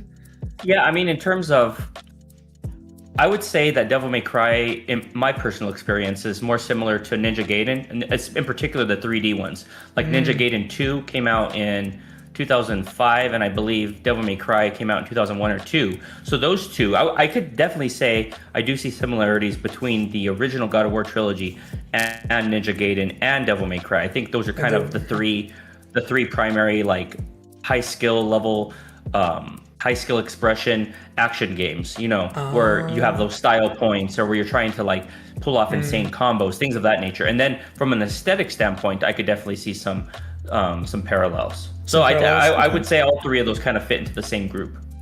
Okay. All right. Well, I'm gonna if you're in the chat and you're not yet part of my community, come on over to my community. I have a list there, quite literally. So you can find the Discord link here. Just click that, drop your YouTube handle, join me there. I have a giant list. Phoenix will confirm. I have a giant list there of games that are all from you guys that I say drop it in, and then you just drop it in and it keeps building. So we'll go from there. Pharaoh says, I won the Wheel of Destiny with Super Metroid, but lost with Mega Man X. He's crying about it. Yeah, Mega Man X, I think that, like I said, that's one of those games that I think is going to leave a lasting impression on you. But given that it's so short, like it's not going to be a Super Metroid experience where you're playing it for, 7, 8, 9 weeks. You're going to probably be able to finish it in 2 streams, especially with people that are knowledgeable in the chat. But the replay value is where you're going to have a lot of fun. You could approach, you could play the game through so many different times in so many different ways. You could like target boss weaknesses. You could challenge yourself with like a Buster only run, or like I did where like you have no upgrades, like a no upgrade run. There's so many things you could do with Mega Man X. Interesting. And I agree with Farrell. It's actually our favorite action platformer of all time. Him and I agree that's our favorite action platformer. So it's one that you could not afford to miss at some point. All right. So you heard it from the top 2 generals of my retro growing skill and repertoire. I have to play it. So next game I beat, I'll slot that in. It's because if it's pretty fast, we'll see. See, these guys are saying like you can beat it pretty quick. You guys know me, right? I can barely jump with Super Metroid. I eventually started kicking booty with the wall jumping, but there was a good 2-hour stream, guys, where I had to get out of that thing doing the wall jump. I was there for 2 hours. So I'm like, okay, if you believe in me, I guess I'll give it a shot. So I'm like, we'll see. It'll still be fun regardless, I'm sure. This is really funny. The Lagmeister says, I don't think he's a vampire. I think he's a half demon or something. And then Michael responded with, and he might cry. And he might cry. Yep. I was actually gonna do a DMC5 playthrough tomorrow instead of Final Fantasy VII Remake. But given that Final Fantasy VII Remake Part 3 is on the horizon, I was like, no, we'll slot it in. We'll do Final Fantasy instead. I'm a huge proponent of that series, so it feels right to be able to, even though it's not a retro Final Fantasy experience, there's a lot of those, kind of out there in the community. I wanted to do the more modern one. So we'll see how it goes. I'm sure it'll be a fun time. I know there's a lot of people here that actually said they're really looking forward to it. But eventually I'll do a DMC5 playthrough. DMC, okay. Awesome. Well, there you have it, guys. Let's see. No Slamtaro. I haven't played Hades yet. I have it on the list. I put it on the side. I think I bought the sequel for like $5 not too long ago. So I'm slowly collecting. When I see something drop at a good price that I know is on the list, I buy it and it sits there. So for example, I have Mega Man 11 sitting there because I got it for like $5. I know another one that's going to take a long time, so I am not touching it yet for a while, is Red Dead Redemption 2. I've heard really good things about it. I've heard excellent things about it. But knowing me, that's going to be like quarter. Like I'm on part of my own quarter right now. Part 35. So knowing me and all the side missions and everything I'm going to be doing on Red Dead Redemption, that's going to be a lengthy one. That's probably going to be one that's just running in the background the whole time while other games are rotating in and out. So yeah, that's on the list as well. I almost that one bought will it. take you a while. Even if you don't do the side content on Red Dead Redemption 2, that is a very expansive game. Like, especially one of those, there's so many different things you could do where you see the path you want to go down, and then something distracts you, So and then you're stuck on something, and then you're like, oh, where was I supposed to go? And then you're going to be, it's one of those games that you're going to have to immerse yourself in to get the most out of the experience. All right, well, I love those types of games. Again, I'm an action adventure guy. That feels not exactly like Horizon Zero Dawn, but with Horizon Zero Dawn, you could do a lot of the side mission stuff, which I enjoy doing. But when I replay it, we'll just cut straight to the story and all that. Because I got to the point where like I did everything as much as I thought I could. Like I got that armor, remember in that first one? I had that proto armor with the shielding and everything. So yeah, but that takes a little bit of work. Yeah, so let me see. My favorite game, Digital Millennium Copyright 5, say Slamtaro. Oh, interesting. I don't know about. Interesting. Let's see here. What else we got? Mega Man X will probably take BGD 5 to 6 streams. I think he is new to Mega Man. That's a good point, Farrell. That's a good point. Yeah. But if with you and That's I so in the short. Yeah, that's true. But we'll definitely give him I don't want to give him all the cheats and all the Game Shark codes there. We're gonna let him experience it himself. Because it's always fun, that way. Because like even for example, like I found, what's the name of that brain flying thing? The Phantom in Super Metroid. Yeah. Yep. Or the Phantoon. I went in there. I thought he was a mini boss. And I got him, and everyone was like, whoa, that usually takes like forever. Whoa, BGD in the first shot. And I was like, whoa, whoa. And I was like, oh, cool, I got a mini boss on the first shot, yay. And then like I beat it and I moved forward. And then later I learned he was one of the bosses. And I was like, oh. Yep. Okay, then, cool. And I was like, yeah, I did it. So like, so sometimes that happens. And then other times I get rocked by a red Velociraptor Turduncan thing that takes me 7 million tries.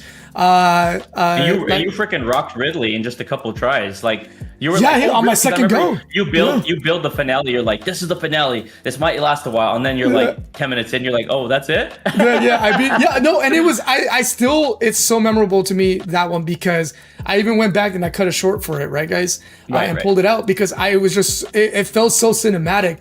Because I'm like, I was struggling, right? And I was doing as best I can. I'm like, just shooting like as crazy as I can with Ridley. And actually it was on my second try. Because remember, the first try was on the previous stream. And I lost. And then I got stuck with the stupid ninja kung fu fighting space pirates. And so then we had to figure them out and figure out how to save it without all that jazz. And then we did all that. And so, I went in and I was like, all right, second try, guys.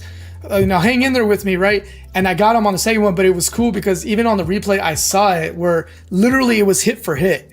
So as he hits me and I go down to 0, I hit him and he was dead. And so like, because you see him flash right before, and then, but I had the reserves. So you see me slowly heal back, and then it cuts to him blowing up as I like majestically land on my feet. And I was just like, wait, what? Wait, what? what? Like I what? Like it was like my second try. That doesn't make sense. I'm like, so yeah. So it felt just really cool because like I said it during the live, it was like, you know, it's like those moments in the movie where like the two samurais line up and then they charge and then you wait for the reaction and like the good guy's like, and you're like, oh no, and then the bad guy goes, you know, just like bleeds everywhere. And you're just like, you know, you're like, he got him, yeah, like, you know, so like I could say it did feel like that personally because I experienced that live, and VGD is accurate with that depiction. Yeah, that felt cool. And then it wasn't done because that, you know, there was more, and I didn't know there was more until after the fact. But yeah, so that was really cool. That was a blast, man. And I almost 100% it almost. Yep, you got really close, man. So close on your first attempt, man. Mad respect. Thank you. Yeah, it was, I think 94, something like that. 94. So yeah. And then I still to this day don't know what that one room does because it never opened for me. So I have to go back. I have to go back and play it. But let's see. In the inevitable speed run. Yeah. Oh yeah. Everybody's like, now do a speed run. I'm like, you have way too much confidence in my abilities, guys. I'm like, but for fun, why not? We'll try it. So let's see. The Lagmaster says, I'm way too good at Super Metroid. Wink. I was like, they didn't put wink. I just know that. Let's see. DMC, get it. Interesting lag, would love. Oh, he's talking to that. The Lagmaster. Game Genie. Okay, they're talking about how to do the ROM for Super Metroid. The Lagmaster says, I streamed the first part of Hyper, and one of my older streams, I completed the OG. Nice. Hyper is Super Metroid? Okay. Thanks, Slamtar. I appreciate it. Nice. Okay, let's see. Anything and like else? said, the wall jump in Super Metroid is hard. I'm going to go up a little bit. Slamtaro said, X is a demanding game to play. Cody said, "Dr. Light, you bum." That's a inside joke because Dr. Light is the doctor who crafted Mega Man, and every time I stream Mega Man X and Dr. Light talks, Cody goes in the chat and calls him a bum. That's an inside joke. Samsara said you bum. The one thing in Mega Man X that's nice, wall jumping is simplified, said Slamtaro. Like said, DMC5 is pretty cool from what I've seen. I played it for a bit. And then Cody, I believe he's asking you, did you play, or maybe me, did you play Mega Man X6? I did play Mega Man X6, but I don't remember it very well. It wasn't a memorable experience for me. There you go. That had to be for you, yeah, because I haven't played. My cousins played the original. Well, I saw my cousins play the original, like, you know, where he's like that classic look, the original classic the NES sprite ones. look. Yeah. The NES ones. And then I think I attempted it once or twice, but again, like I said, I wasn't good at Mario Brothers from the NES and the platform, so I gave it like a half booty attempt, and I was like, yeah, no, I suck, and then I just I just put it down. But I remember the music. You know, the music's memorable. Yep.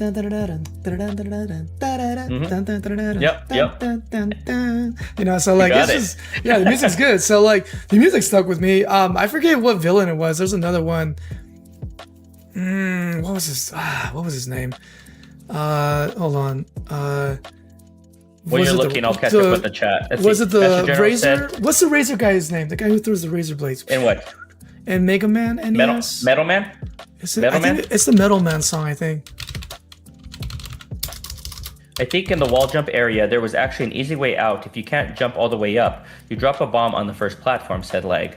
MG said, Super Metroid is superb, and the NES game is so incredible. Yeah, it was awesome to watch BGD play that for the first time. Go back and watch the replay, man. That was a really fun series. Which one was? Super Metroid. He was saying, you're telling him. Yeah. Sorry, I got you. Yeah, Master General saying that Super Metroid is such a great game, and I was telling him to check out your replay because it was really cool seeing you play it for the first time. It was fun, definitely. No, it's not Metal Man.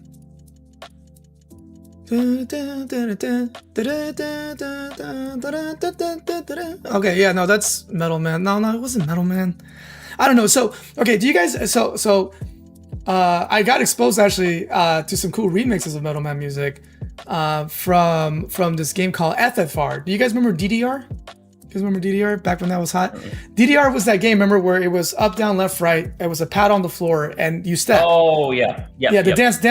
Sorry, DDR is short for Dance Revolution. Yes. Well, somebody made a keyboard version called FFR, Finger Revolution. So you got to use your fingers on the keyboard, and there was some dope beats in there. And one of them was a Mega Man one that they put in there, and they like remixed it. So you're trying to do the arrow keys on the beat. To that song, and all of a sudden I just cannot remember it, man.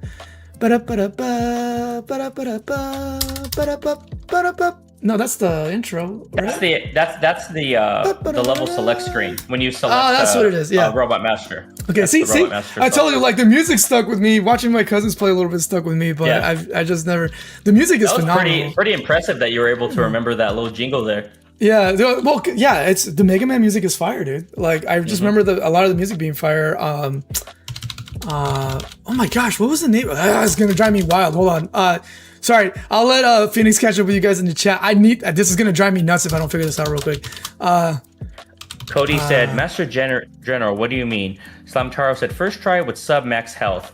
Like said, I streamed the first part of Hyper on one of my older streams. I completed the OG. Everyone's saying nice. Oh, welcome back, Jay Challenges. What's going on, man? Are you off for work? Leg said, speedrunning is tough. I would never attempt to speedrun anything. Farrell saying, everyone's saying hi to Jay. Michael saying hi to Jay. Leg says, if you really enjoy Super Metroid BGD, I recommend the Metroid Hyper ROM hack 100%. Hyper ROM hack. Oh, that's what he was referring to. Got it. Okay. Yeah. And then Samtaro said, Dance Dance Revolution, did it have Japanese lyrics? And then Mike Cole said, I still have Butterfly in rotation for my playlist. Oh, for Dance Dance Revolution. Oh, really? That's awesome, bro. I don't remember that one. Let me see. I mean, are you talking about Butterfly? Come on, lady. Come, my lady. You're my butterfly. Sugar, baby. Yeah. That's awesome. That's a good one. Yeah, that is a good one. Hold on. What is... Okay, we're going to have to go through it. What's the first one is called Rockman, right? No, Mega Man 1. Just Mega Man 1 theme music. Hold on. This is going to drive me nuts if I don't figure this out. All right. Let me try to pull it up. We're going to do a deep dive Mega Man OG and music analysis right now. Maybe this will just get... I'm going to be like, move over, Secrets of MMR. We're doing this instead. All right. 1 through 10 music. Okay. All right. Just the music, right? Okay. No, not that one. I'm going to step away for 1 second, BGD. I need to run to the restroom. I'll be right back. Yeah, sounds good. Hold on, guys. It's one of the bosses. I thought it was a razor throwing guy, but it's not. No, not the title screen. It was I thought it was a boss. I can't remember. I don't know. Again, I never... No, hold on. I'm going through the list of Mega Man 1 right now. Maybe it was Mega Man 2.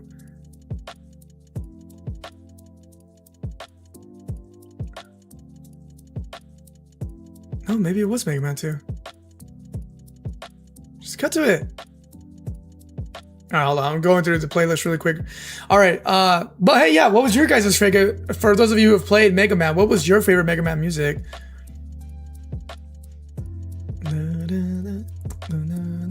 It wasn't that one.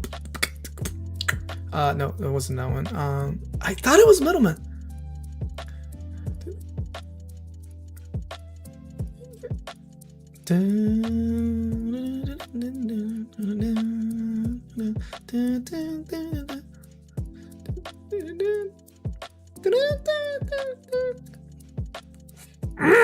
See, I think the reason I like some of the retro music back in the day is it's really funky.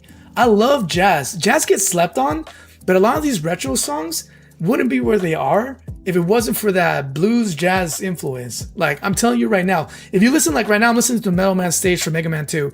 The syncopation,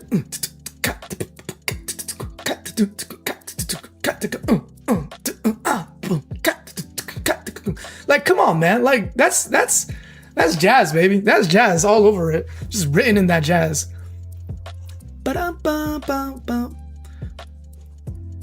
That's so jam, man. These, man. See, this is why jazz is king.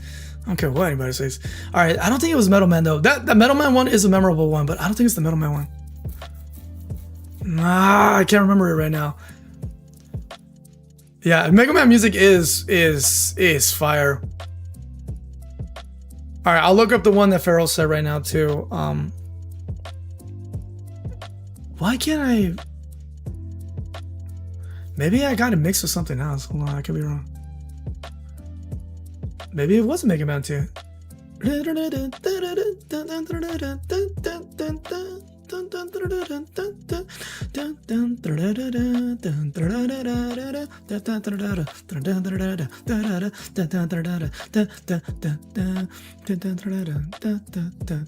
would be fun to do some of these on drums. That's the most memorable for me.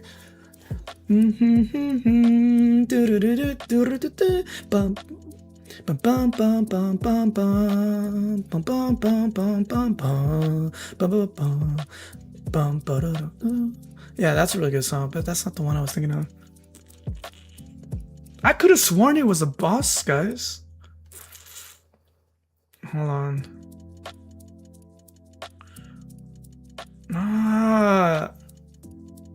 Oh man, I'm gonna have to find it later and share it on the Discord or something.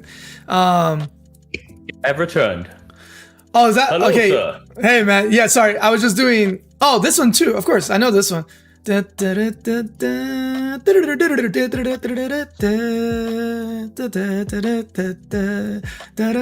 was telling them, so I really like jazz and blues, That was Mega Man X, I believe. yeah. The melody you just did. Yeah. Well, it says here is Mega Man 2 Ending Part 2. The music. Oh yeah, you're right. No, it's not me. It's just what it says. I just know I remember that beat, but that's not the one I was thinking of. But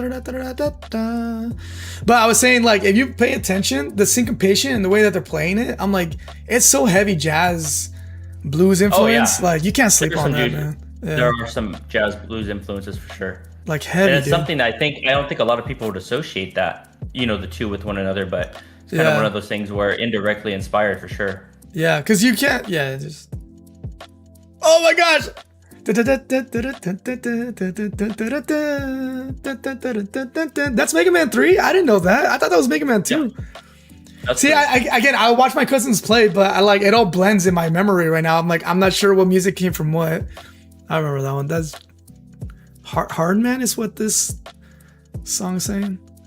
This is driving me nuts that I can't find this. Like said, the Spark Mandor stage is the best one ever. Yeah, like Meister and I, we've shared a few chats on Discord with different Mega Man X music, especially like modern takes on it, like metal takes on it or hard rock. Oh, yeah. Well, that's the thing is, like, FFR did a remix of one of the Mega Man songs, and it was fire, dude. So you're sitting there like trying to do the beat right, and like I told you, you're doing your fingers instead of your feet, and you're just like, like hitting that beat with it. So it was. But for the love of all good things, I can't. I wonder if FFR is still up. Hold on. I don't think it is. Game. I agree, Farrell. Mega Man 5 Proto Man Castle. So, Mega Man 5 Proto Man Castle is fantastic. That's a great theme. All right, let me pull it up. You're going to have to go back and then also, let's see, Slam Taro said Proto Man is called Blues in Japan. So you're not far off. Oh, okay. That's good. Wait. That's great to know. No, 4 on 6, I don't play jazz. I just appreciate it a lot. All right, Proto Man Castle from Mega Man 5. All right, Mega Man 5 Proto Man Castle thing. All right, I'm gonna play that theme song for myself. Maybe I'll share a quick little soundbite with you guys. No, I don't know how that works. No, I'm just gonna play it for myself. I'm gonna be selfish. Here, you can watch a little bit, but you're not gonna hear it. So. The only way I was able to do it when I show the trailers is I route all the audio through my PC. No, I can get the sound in there. I'm more just worried if we get flagged for anything. Copyright? Yeah. Yeah. Because it happened with Ridley, remember? Yep. Yeah, I was. Super Metroid, so we're listening to Super Metroid. I said, they're like, listen. So I go down the long tunnel, and then we get there, and literally we just pause for like 2 minutes just to hear that sweet beat from Super Metroid. And then like a day later, they're like, "You have been copyrighted." I'm like, "What did I do?" And I was like, It's like, and it's Dios like, mío. yeah, and then we came to I came to the conclusion, excuse me, that it was possibly that moment because there was no gameplay commentary or anything Right. on top of the game and the music that's normally there. Because then, if you think about it, everyone who's streaming is immediately copyrighted. So I think because we left over whatever the time limit is, it was like literally 2 minutes. You can go back in the live and watch it. We're just sitting there together listening to it. It was a good 2 solid minutes of just the music playing, and I think that's probably why. So I'm playing this. Protoman. Look, a scarf. No, that's a blinky. Not just kidding. That's Proto Man scarf cape. The cape. Okay. It's a scarf cape. Scarf cape. It's a scape. It's an escape. This is nice. Yeah, some of the old NES bops are phenomenal. My favorite Mega Man soundtrack, bar none, is Mega Man X1 though, and I really enjoyed Mega Man X3 as well. X1 through X3 are all pretty solid OST wise. Oh, you mean in general, just the overall soundtrack? Why am I getting a bunch of shorts? I didn't ask for that. Anyways, I was just quickly trying to search for the one that I was talking to, and I can't find it right now. So it is what it is. So we'll go back over here. That's wild. I can't believe I can't find it. That's really funny. Oh, the music's still playing in my ears. What's going on? I closed out. It has remains with you. Huh, that was weird. It literally was still playing. The leg. Yeah, even though I left the thing and I closed the mini window and everything, it was still chilling with us there. So yeah, okay. Sorry, catching up with you guys. Some of them are really, really good. Yeah, so it's Rockman and Blues instead of Mega Man and Proto Man. Proto Man is called Blues? Okay, it's Mega Man 2 Wily Castle. So I got it mixed up. It wasn't a boss fight. Although I guess you could consider Wily's Castle a boss fight. Do you fight the castle? I said it is Mega Man 2 Wily Castle. Mega Man 2 Wily Castle. Yeah, I think he's right. That's the one. So almost a boss fight. Let me hear it to myself really quick.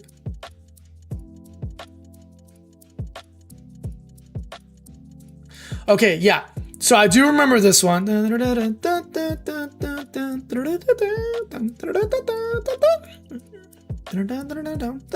Yes, okay. So I do remember this one. This is not the one I was thinking of though. I could have sworn it was Metal Man. I could have sworn, hold on. Metal Man music from Mega Man. Right? What's Metal Man from? Is he from 1, 2, or 3? 2. He's from 2. Okay, found it.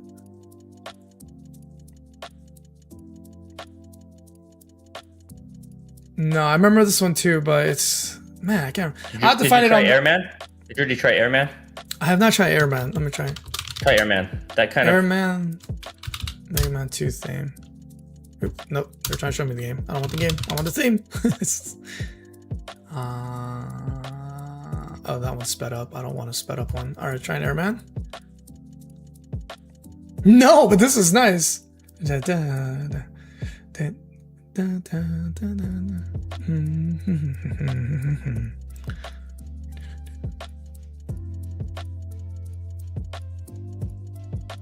Oh my gosh. Oh, this is funky, dude.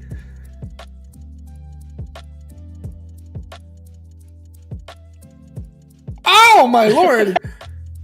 We need a BGD reaction to Mega Man soundtrack. That little, you know. I can only imagine that on the guitar, how sick that would sound, but he's doing it on the keys. Oh my lord, that was nasty.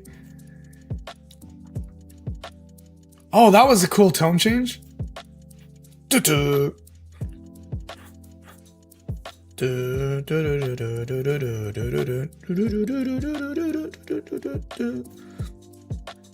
Oh, that's sick, dude. Dude, okay, this is fire.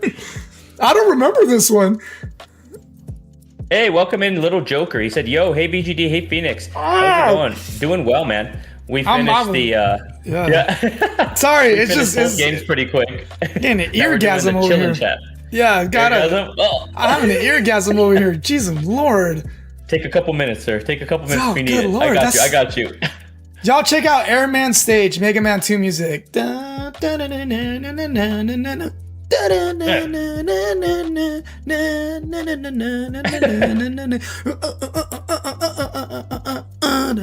sick. But then that's sick. We might just have to put Mega Man 2 on the Wheel of Destiny for you, sir. Oh my god! Oh!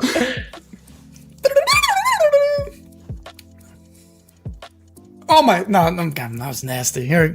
I'm just gonna pass the earphones over. Somebody asked for the earbuds. Good lord. Samtaro said, "Pass the earbuds." Good Michael lord. said, "LOL, my dog is barking at all the noises that Dad is making." Oh, The dad sounds. Crash Man? Okay. Farrell, I wish I could. I wanna hum it, but I can't even think of the hum right now. It's getting mixed up with like these other ones. The Airman one is funky nasty in my ears. Like, it's so good. All right, Crash Man. Oh, I literally typed Feral Crash Man. Crash Man. Mega Man theme. All right, sorry guys. If you want to listen along, just on the YouTube, just quickly type in what I'm typing in. We're just concerned about some copyright, and so I'm just listening for myself really quick. I'm sure I could do at least 30 seconds, though. I think I could do 30 seconds. Hold on, give me a second. There's no way, or 15 seconds in there. Yeah, window capture right here. Okay, stand by.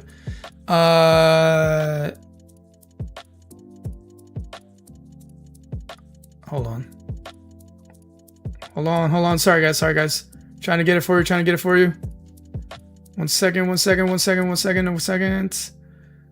think it's because. Why is my capture not showing sound? Okay, hold on. It says I have the ability. Bars aren't bouncing. You have no audio. No, it's not Crash Man. Yeah, I don't see any bouncing here. Hold on. It says that I have the capture window though, but oh! I'm in the wrong scene.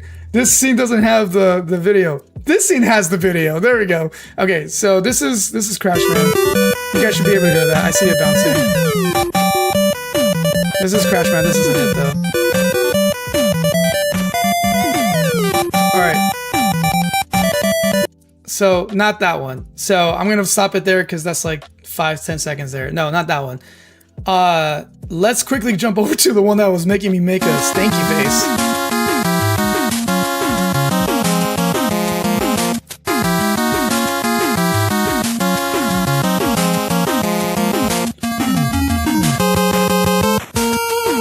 And then you're kicking it. Farrell said it's Mega Man music. I've had copyright. The only Mega Man music I've had was Mega Man 9. He said it's Mega Man music. You'll be fine. Okay. Right there. Oh! Do it again. Hold on. Listen. This right here. All right, let's go.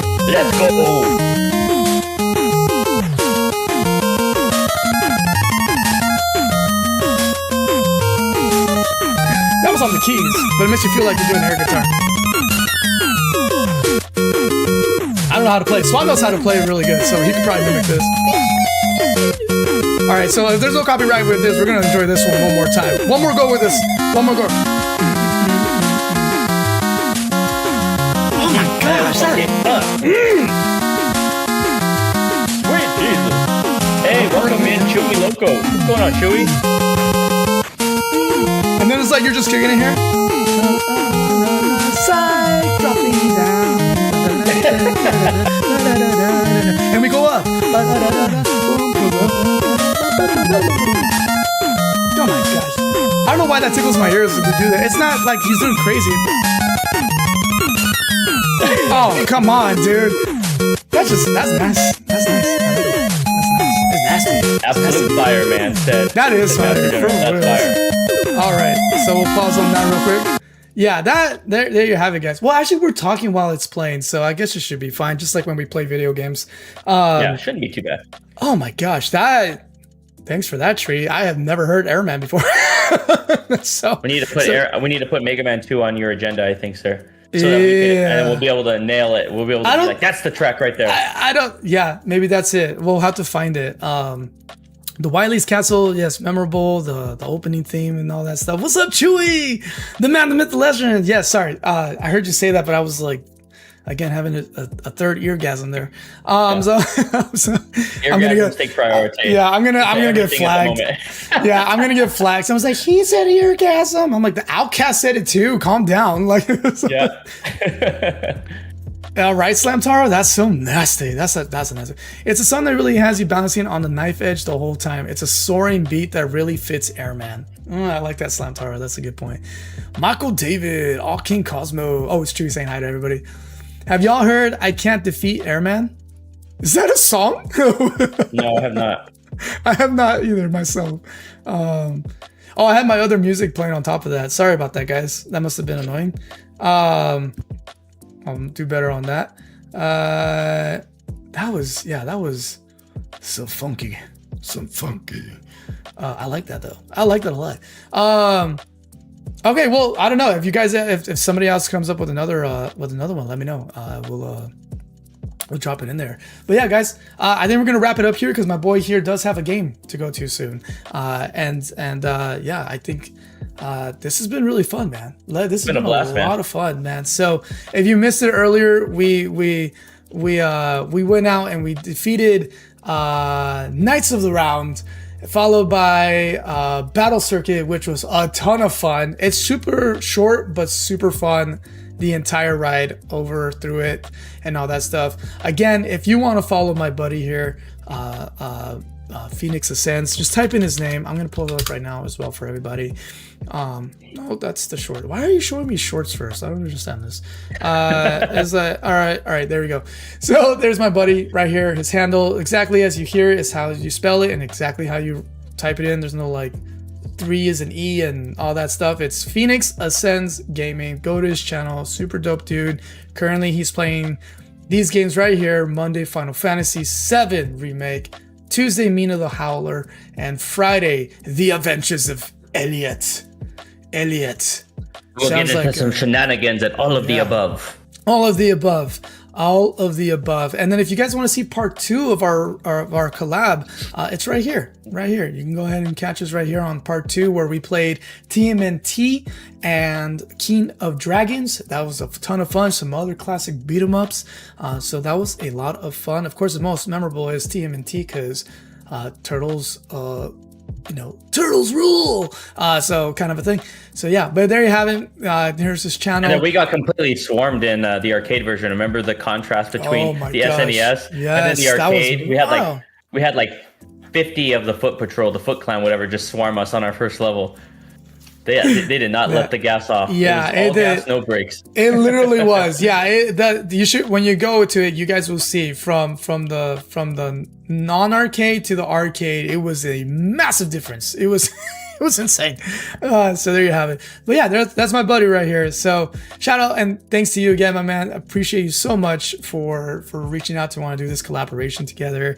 And hey, yeah, we got to see Farrell. Don't play that one. That one's copyrighted. Thanks,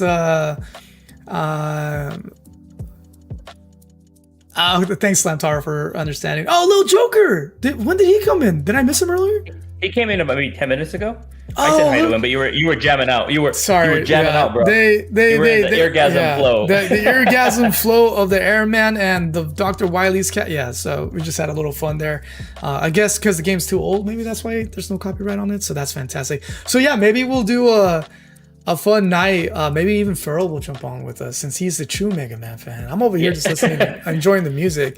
But we'll have a cool down where we're just gonna, back like I guess our parents' day, those hippies, the 70s and all that, where you just put on some wax and just chill in the living room and listen to some beats, right? Maybe we'll do a cool down like that where let's listen to some Mega Man beats, and since they're not copyrighted, we'll enjoy it and just maybe look up some lore or something. I don't know. I'm spitballing here. I'm spitballing here, but it'll be fun. Maybe it'll be a lot of fun. I like the idea. Farrell and Phoenix, let me know. Maybe we'll make that a thing for one of the cool. And if you guys want to see additional collaborations, or I guess not official collaborations, but if you want like color commentary where BGD's playing a game or I'm playing a game with one of the others being on each other's channel, given the synergy and the cross-pollination, we are absolutely open to doing that. We just need to kind of see what games would work best for that, and then make it happen, man. We're going to make this a fun occasion going forward.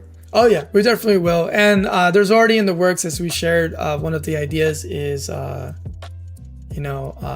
maybe I'm gonna do like a replay of something, and he'll jump in. It'll probably be like a one shot. I don't know if I'll just try to beat the entire game. But yeah, the best way I could describe it, it'll be like Lord of the Rings when you watch it with the actors and directors commentary on top. Make it a little fun like that. Yeah, that's a good way to put it. Let's see. Slam Tower says, Hiya Diane. Oh no, sorry, that's something else. Okay. Little Joker. BGT was in a different world. I was. That teleported me. So there you have it. But yeah, just one more time, big shout out to my boy here. Again, if you liked the merch, the swag, the limited edition swag, jump on over to my boy's channel. Because it's all from his store, because right now I don't have a store ready to go yet or anything like that. So yeah, hop on over to the store. It's right here. Just go over here and it'll take you right over here. And then you can see today's specific swag was this right here, our flyer in the back, the logo, our logos together in the front. And then you can get that in the mug and the decal. But if you also want to get some merch and swag from part one of our collab, you can also see it right here. Two variations of the shirts, the mug as well, a hat, and a decal. And then, of course, any of his stuff. If you want to support my bro through his store, you got some more swag that you can do for there. So there you have it. I was going to say, check out the hoodie. I love hoodies. If you guys are interested, if you guys are interested because you're here and you guys are so supportive of my good friend BGD, I could give you a 15% off coupon. So just let me know if you're interested in that, if you did not win any of the products, and if you're interested. Ooh, did you hear that? Okay, my boy's gonna give you a discount, a homie hookup. So there you go. Thanks for that, man. I appreciate it. Yeah, absolutely. So yeah, there you have it, guys. Thanks for being a part of both of our communities. Thanks for being here on this live. It was a lot of fun. This is not the end, and as you can hear, Phoenix has some more. Probably with Carla next. Do some FPS, so that's gonna be fun. Yeah. And then me with Phoenix with some commentary as we're doing a revisit some other games and stuff like that. So yeah, there's still more down the works because yeah, our hearts, both of our hearts. We just had too much fun here. We had too much fun here. And too much fun. I have one more official collab coming. Official collab coming in the month of June. So stay tuned to my posts probably within the next couple days. Someone that you are familiar with as well that was in the chat tonight or today. I keep thinking I know we always play at night. That's why. I'm going to do a one-time collab. And then I'm going to probably be on BGD's channel from time to time. He'll probably be on mine. So yeah. The fun is not yet at an end. Nice. Yeah, no, it's not at an end.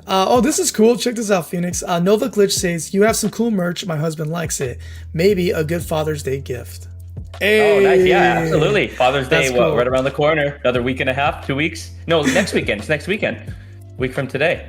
Thank you. Awesome. Hey, so Nova's also saying, great job to both of us. Says they were lurking the entire time and watching us remove their name from the Last Man Standing.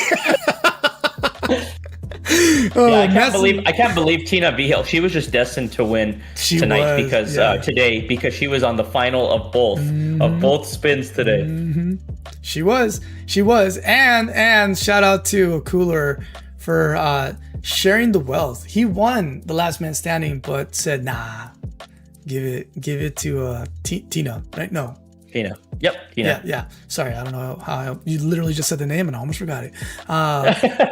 I will forgive you, sir. You were up early preparing for this, so thank you, brother. Yeah, no issue. So yeah, guys, but yeah, this won't be the last one. And then for those of you who are not part of my community or unaware, if you're new in the channel right now, if you're lurking out there, because I know sometimes you don't want to chat, that's totally fine. You don't not pressured to do that at all here. Again, we come from different walks of life. I'm bringing this up only because of what happened earlier. I'm totally fine. If you guys want to talk, there's a time and place for everything. Talking and chit-chatting here is mostly, it's not to say that it's not important to talk about politics or faith or anything like that. It will come out from time to time from Phoenix and me because it's just part of who we are. It's not just something we say, but yeah. Anyone is welcome here. This is one of those things where everyone's gonna come from different parts of walks. So please do and be respectful from one another. If you end up not agreeing on something, still be respectful. No name calling. Do you understand me? None of that. Doesn't matter if you agree or even if you're right. Trust me, as someone who used to be right in a lot of things, my anger didn't make it better. Does that make sense? So I had to learn that. Finesse, all right? You can agree to disagree. Sometimes you should just walk away. And sometimes you just let them stay with what they are. There's a really good story I heard once about, what's the story? I'm going to butcher the story right now, but it was basically, there was a disagreement where it was a hippo it was a goat and a tiger were arguing about the color of the grass. And the goat was saying and being foolish and saying that it was blue. So they go to the king of the jungle, right? They go to the lion and they ask him what it is. And the lion says, well, what do you think it is? And he hears them both. And he goes, all right, well, goat, you're right. And goat says, there you have it, and walks away. And the tiger goes back to the lion and says, lion, you know that's not true. Why would you allow them? It's like, let them think what they want. If that's what they think, if that's what they want to believe in this stuff, there is nothing in the world that you can do to change their mind. And if anything, you're just coming down to their foolish level by trying to stick it to the point. And so the tiger lets it go. And the tiger knows that he's right, and he's right. And the lion knows that he's right, and they're right. And the goat will live on foolishly for the rest of his life unless he chooses to open up to the truth. So sometimes you just gotta let people be. Don't sit there and try to fix anyone. I don't think that's ever worked on me when people have tried to fix me the way that they feel that they have to. And I definitely know it hasn't worked on that. And now as a parent, I'm definitely noticing just because I'm loud and bigger and telling them they have to do it a certain way and be scary or intimidating is definitely not the solution at all times. So absolutely not. 100%. So here in this channel, I love community building. I love getting together. I love people like Phoenix who also have the same thing. So am I faith-based? Yes. Am I going to preach to you? Absolutely not. Will I share with you my experiences? 100%. If I feel it helps you or encourages you, but I'm not here for that. I'm here to have fun with you guys in the sense of something that we all can agree on, which is video games are awesome. And they have sometimes they have very memorable. Some games we'll agree on that we all love. Some games we'll disagree that we all love on or don't like. For example, I'll give you this one. One game of modern day that I think is a bore, but people seem to love it, is Ghost of Tsushima. I think it sucks. I'm sorry. I love you. I think it sucks. Why do I think it sucks? Because after you play Sekiro, it sucks. Trust me. I was like, I'm just kidding. It doesn't suck, but it's just not my favorite. It's just not my favorite. I didn't enjoy liking it. I thought it was more clunky in game design and game mechanics. The Sekiro was solid. Sekiro was smooth. Sekiro with the deflecting and like the interesting story that was going on there, the grittiness, the challenge. It was such a challenge for me. It was such a hard struggle of a game. I loved it. And then Ghost of Tsushima, I thought was a little clunky, just being honest with you. So there you have it. But some of you are going to be like, listen here, BGT, you suck. And I'll be like, do I now? Let's argue about this, and we'll argue about it. And we can argue about it, but that's the thing. At the end of the day, it's just a game. It is what it is. And we can have fun disagreeing and pointing out the stuff and, getting constructive criticism in a good way that we're trying to hear the other side. But when you start shutting down those ears and not listen, and you just want to fight, then it's not fun. Don't do that. Trust me, as someone who argued a lot growing up, it's just there's a fine line, and trust me, I get it. We get passionate about it. One moment that happened recently, and it was really funny, was with Phoenix, where he was playing Star Wars, and he had a few margaritas in him, and he was like, "Who likes the prequels? Who likes the sequels? And who likes the original?" And I was like, "I know I'm gonna stand and I will die on this rock by myself because no one is gonna support this, and I know it for a fact. I like the sequel, suck it." And it was like, and everyone was like, "How dare you?" And I was like, "Come at me, bro." And I was like, no, just kidding. Nobody got like that. Nobody got like that. Strike you down for your opinion. Nobody got like that. And Phoenix is really good at, he is the true gray Jedi. He is the true gray Jedi because he was like balanced. He was like, here's what I enjoyed about the prequels and this and that. And I was over here and I was like, episode 8 sucks, and it sucks big time, and I hate it. I hate it. I hate it. I hate it. And I was like, I really do hate that movie. I really do. And it was like, and so like, you know, and then there's other people like, no, blah, blah, blah, and stuff like that. And it's, you know, so yeah. So just to let you know, I have my moments. Trust me. I'm not going to say I don't have my moments. So yeah, but yeah, games are, this is where at least we can all connect. So that long tangent. Hello, welcome to BGD. This is part of what I do. I go on long responses for some reason. It's just who I am, even in person, since I was a kid. It's just been like this. On my channel, if you like, I do a mix right now.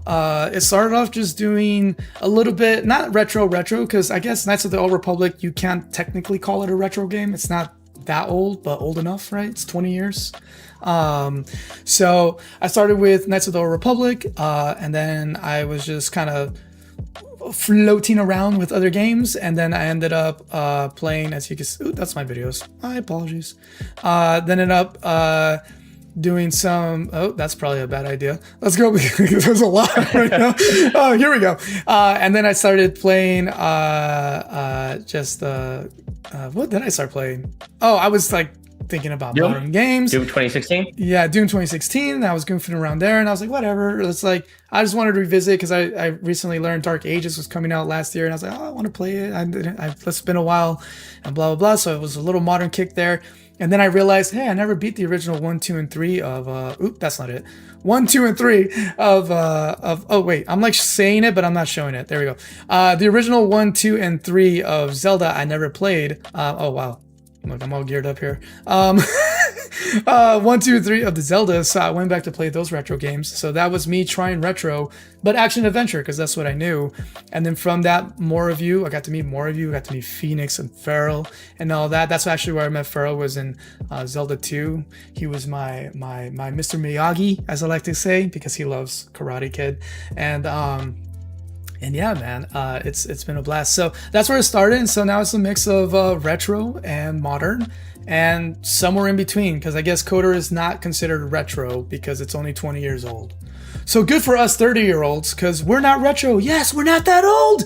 Yeah. So like, yeah, there you have it. But yeah, so we're ancient, but we're not that ancient, apparently. So yay. And then from time to time, I share some stuff about family and things like that. Mostly on the post. Like, my kid just got this as a gift from someone. So that was really sweet of them. I mostly post here, and then the community. But the community, where the community keeps going and we keep on discussing, and it's not like a thing of like you have to interact or talk all the time, but it's where we are able to talk more easily and quickly about anything. You guys update me on cool stuff that you love and stuff like that, because the common ground here is the video game aspects, or sorry, not even video games in general, because I have people from card games, trading card games, like the One Piece card game flow, people from the video game world, and people from the role-playing world of tabletop role-playing games. We'll get something up soon, by the way. There's somebody who's willing to GM for us to do a cool short based off like this mecha suit storyline, so that should be a lot of fun. I'll get that more info once I lock in a date with the individual and my buddy Wesley. So I got a mix of games here and there. Everything I do is predominantly here on the YouTube. If you want to follow me on IG, you can. That's where I kind of dump my One Piece Google Gaga-ness that I have for the card game right now and all that stuff. Phoenix will tell you, because I speak so excited about it, that I got him now watching the live action. One Piece live action. Yeah, and then now he's Nakama now, and then Chewy, our boy Chewy here in the room, he started it, and now he's moved on to the anime. So yeah, that's how geeky I get. I say geeky, but trust me, there's people that are way more geekier than me about it. Like my merch when it comes to that is like the chopper, this little thing that my buddy got me from Japan, and now the card games, where I'm going banana with the card games. But yeah, so yeah, in general, just games bringing us together and different walks of life. So if you're not faith-based like me, it's okay. You know, I'm not judging you. Do I want better things for you? And will we agree on some stuff? Probably not. But I'm not here to control your life. So how about that? So that's where you can find me, and I mostly go live Tuesdays and Thursdays at 10 p.m. Pacific time currently, 1 a.m. Eastern time. Sorry to my East Coast friends. It's because why? What's in my name? I'll speak it out. Oops, wrong thing. What's in my name? Dad, and I can't be a dad without my wife, who I love dearly. Sorry. See, this is where my brain goes in tangents. Like, oh wait, I could be a dad if I adopted. Hold on, that's not the point. BGD, calm down. So so I am a dad, thankfully, because I married my best friend. Yay, and that was awesome. And yeah, so the dad portion is where that kicks in. That's why on the weekdays I can't go for very long because I can't get on till 10 my time, and then I can only go for 2 hours because my 30-plus-year-old body's like, go to bed. And then I try to lay down, and then my body's like, just kidding. We're going to stay up just a little bit longer as you think about these things that you want to get done and other life things. And I'm like, okay, but you just told me to go to bed and I could be playing right now. And then I have this discussion in my brain and then I fall asleep and wake up and I have to go to work. And so, so that's why Tuesdays and Thursdays are so late. That's why I appreciate Saturdays and Sundays. Originally, I was doing even those in the evening. But I was like, hey, I wake up super early on the weekends, not because I want to. My body is weird like that, where it's like, go to bed late. Now wake up early. Ha ha ha ha. And I'm like, well, okay. I was like, so yeah. And so I wake up early. And so that's when I started sneaking games in the morning and stuff like that. The only reason this is going extra long is because my wifey, and I thank you to Phoenix. Thank you so much for this. We planned it weeks in advance so that we can make it a special thing where I can go longer than normal and stuff like that. But I'm sure you've probably already heard a few voices in the background. That's my family wide awake right now all together. And so, yeah, so thankfully they're doing really, really well because usually at some point somebody's crying. Somebody took somebody's other thing. Somebody else is being loud. They're all super hyped because they got it from their mom. You thought I was gonna say for me? Yeah. Nope. I was like, and I'm just gonna blame her for everything. I'm just kidding. Yeah. So 3 boys, a lot of boy energy in the house. So my poor wife, please pray for her. She did get a nice full day yesterday. I was like, be gone with thee, woman. And so I took the kids out after the stream and then came home and then I sent her away and she went to get her nails done and cool stuff like that for herself. So she got a good long day yesterday, so that's really good. See, this is what I mean by the long Hispanic goodbye. That's Tuesdays and Thursdays, Saturdays and Sundays, 7 a.m. Pacific time, 10 a.m. Eastern time. That's when I play. What games am I playing currently? As you can see here on the list, I forgot to make my schedule, boo-hoo. But I am playing currently right now, Knights of the... Nope, that's for me. That doesn't make sense. Nope. Knights of the Old Republic 2. Here we go. It's out here. Okay. Knights of the Old Republic 2. My first playthrough of ever playing this game. It's super fun. We unlocked this secret character called Mr. Vanilla. The skin suit man, Macchiato right here. We literally don't know who this is. Nobody knows who's played before me, who's played this game. They're like, I have never seen that. And I'm like, well, there you have it. You're welcome. I don't know who this is either. So everyone give him a name. Is it Darth this? Is it Jedi Master that? I don't know. Give me some names. But there you have it. We'll actually, let's see so you can see a little bigger here. Right there. Look at that. What is that? Who is that? That's on the loading screen of the title menu. What is that? I don't know, but it cracks me up that it's there. Who is that boy? Yeah, who is that? Who's that boy? So that's what's happening on Tuesday nights. God willing, if everything goes according to plan. Sometimes it doesn't. Then I have Doom Eternal. My first time playing Doom Eternal, getting handed to me left and right, but it's okay. One day I'll succeed. Oh yeah, right here you can see the preview where I was trying to fight. No, that's when I did it the first try actually. After getting whooped the previous try. That was the one I asked Chewy how your playthrough went, and he said that you nailed it on your first attempt. And I told him that's those retro muscles we're forming on the collab. They are paying dividends. It's true. And then on Saturday mornings, I'm usually with my co-host buddy, my brother, my cousin really, but he's like my brother. We talk about One Piece stuff. So there was a lot to talk about the last few weeks because we were leading up to a new set coming out and blah, blah, blah. But we do like a game. So like we play games together. Sometimes people who are actually know locally doing it virtually with me. Sometimes it's just my cousin and I. Sometimes it's people from around the world actually playing together. I have a friend from Thailand who, when he's able to join, he plays with us, and that's a lot of stuff. And we just talk One Piece. Really is my excuse to talk One Piece with you guys. Because it's like, oh look, it's a card game. But God got you now. So about this manga, you got to read it. You got to watch it. You got to, and then I trapped you. So that's how I get you. So that's how I got Phoenix. You need to start getting some royalties for that. I know, right? Hype man, I know. Merchandiser. I know. And it's so funny because compared to like other like true like crazy lore loving One Piece people, right? Like I crack myself up because I'm like, man, I'm doing all this work for free. That's funny. I'm like, oh well, it is what it is. But yeah, it'll be cool. Just doing it because you love it. Because you're I do it. About Yeah, it. Exactly. I'm just passionate about it. So again, like we all said, we all have the hobby that we really love that we can always go back to. For me, it's always video games. That's always the main hobby. My first passion is film. I love good film, good movies. That's why action adventures are important to me. Outside of I just sucked at platforms and I didn't want to deal with that.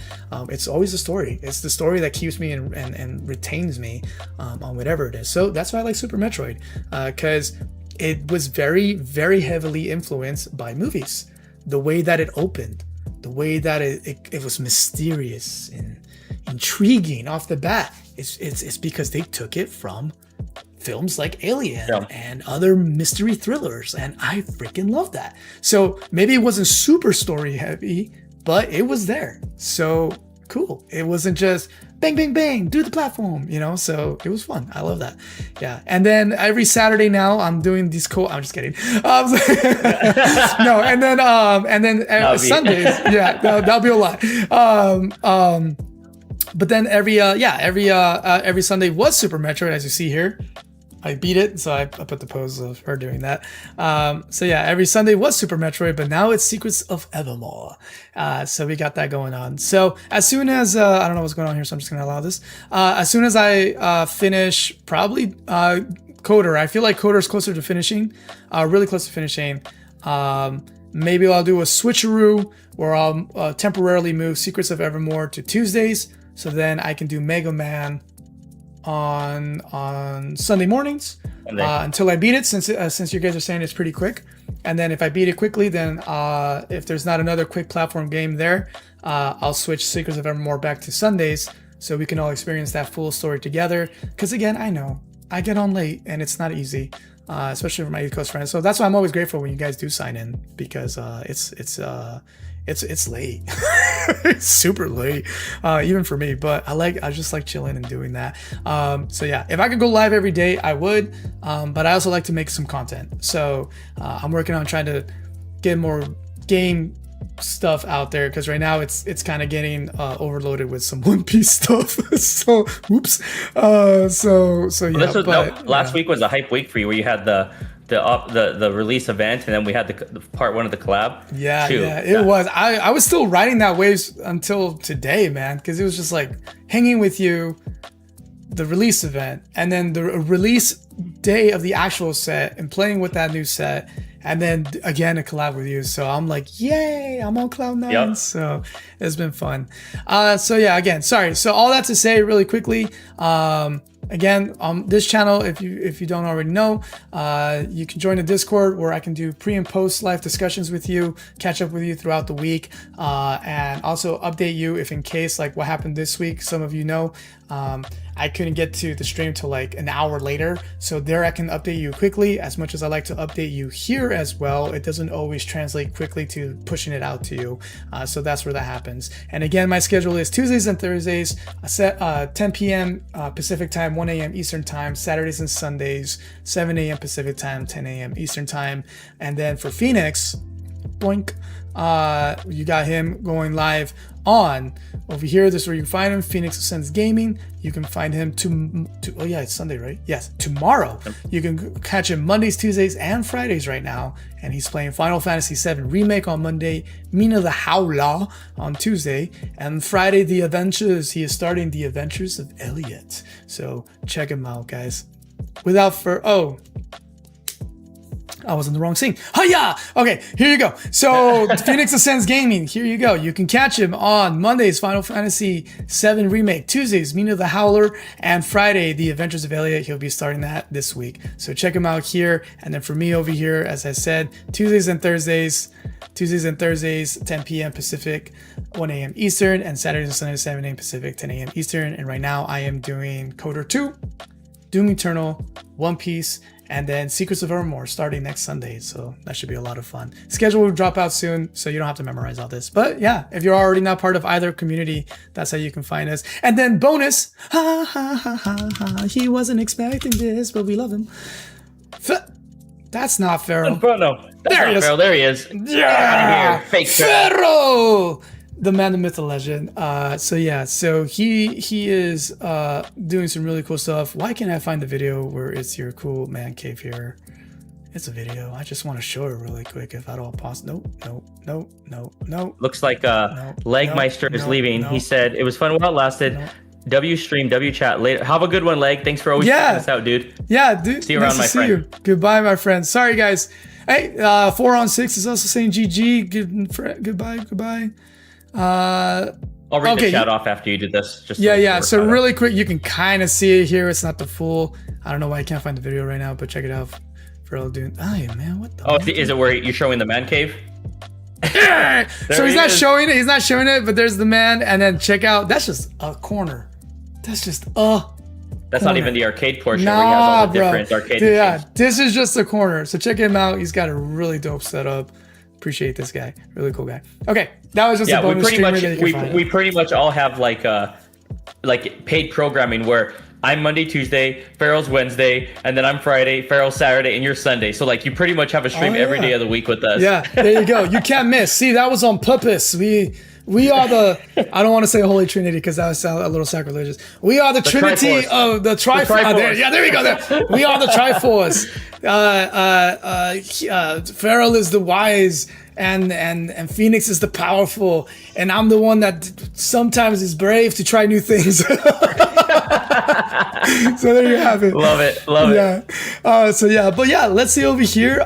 So there's a lot of names today. So I'm just gonna base it off the top fans that I can see here. Phoenix, please include any names that I may miss from this. But I can see at least 33 names here. Pretty dope. So let's go from the top to the bottom. Now we're here.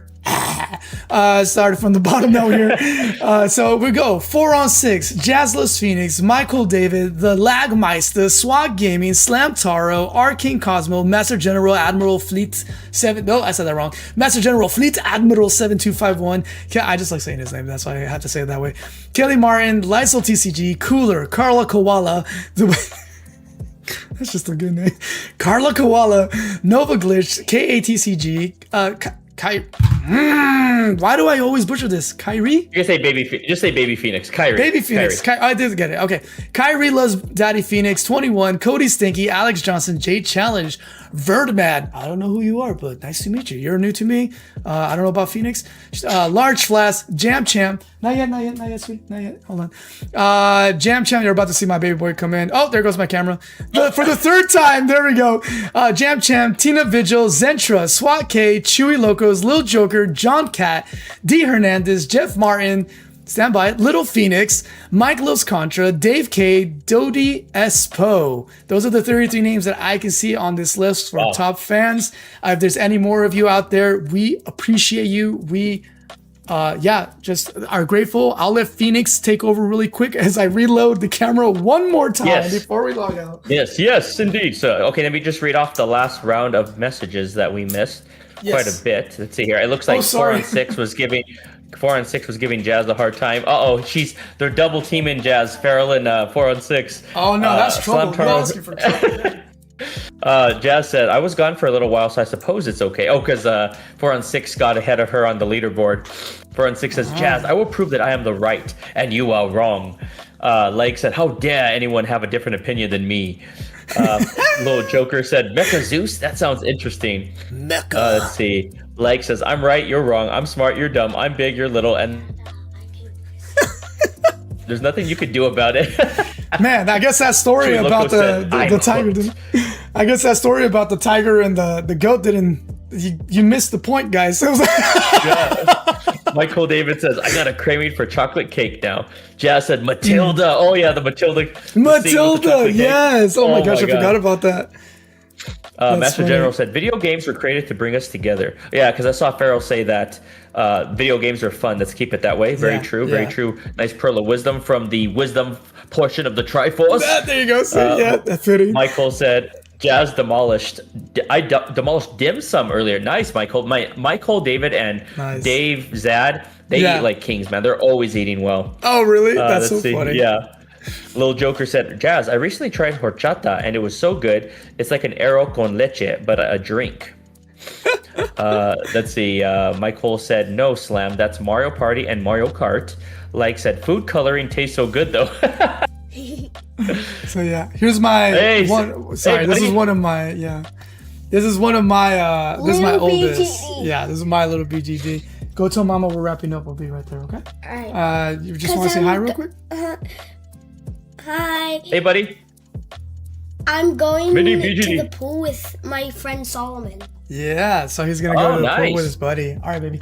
Go finish getting dressed. I'll be right there. Yeah, he's a really sweet boy. He himself has dabbled a little bit in Ocarina, a little bit in Zelda 1. So yeah, he's doing a good job. Awesome. So, yeah. Starting him off I'll be young. right there. Yeah, sorry. So Phoenix, go ahead and finish what you were saying. Yeah, and then let's see here. Little Joker we'll said talk about it that later, so. you still got to do a Super Metroid speed run. Farrell's laughing. People want that. People want that. It's so funny. Slamtaro said, Super Metroid has everything. A world-ending Yeah. power that escapes into the wrong hand, a love between a parent and her adopted child, kinda, a mysterious planet inhabited by a long-dead civilization. Nice. And then we have a lot of goat talk. Not sure what the goat talk is happening. Jess says, I'm mentally not ready for this. And then Leg says, the bromance. The bromance.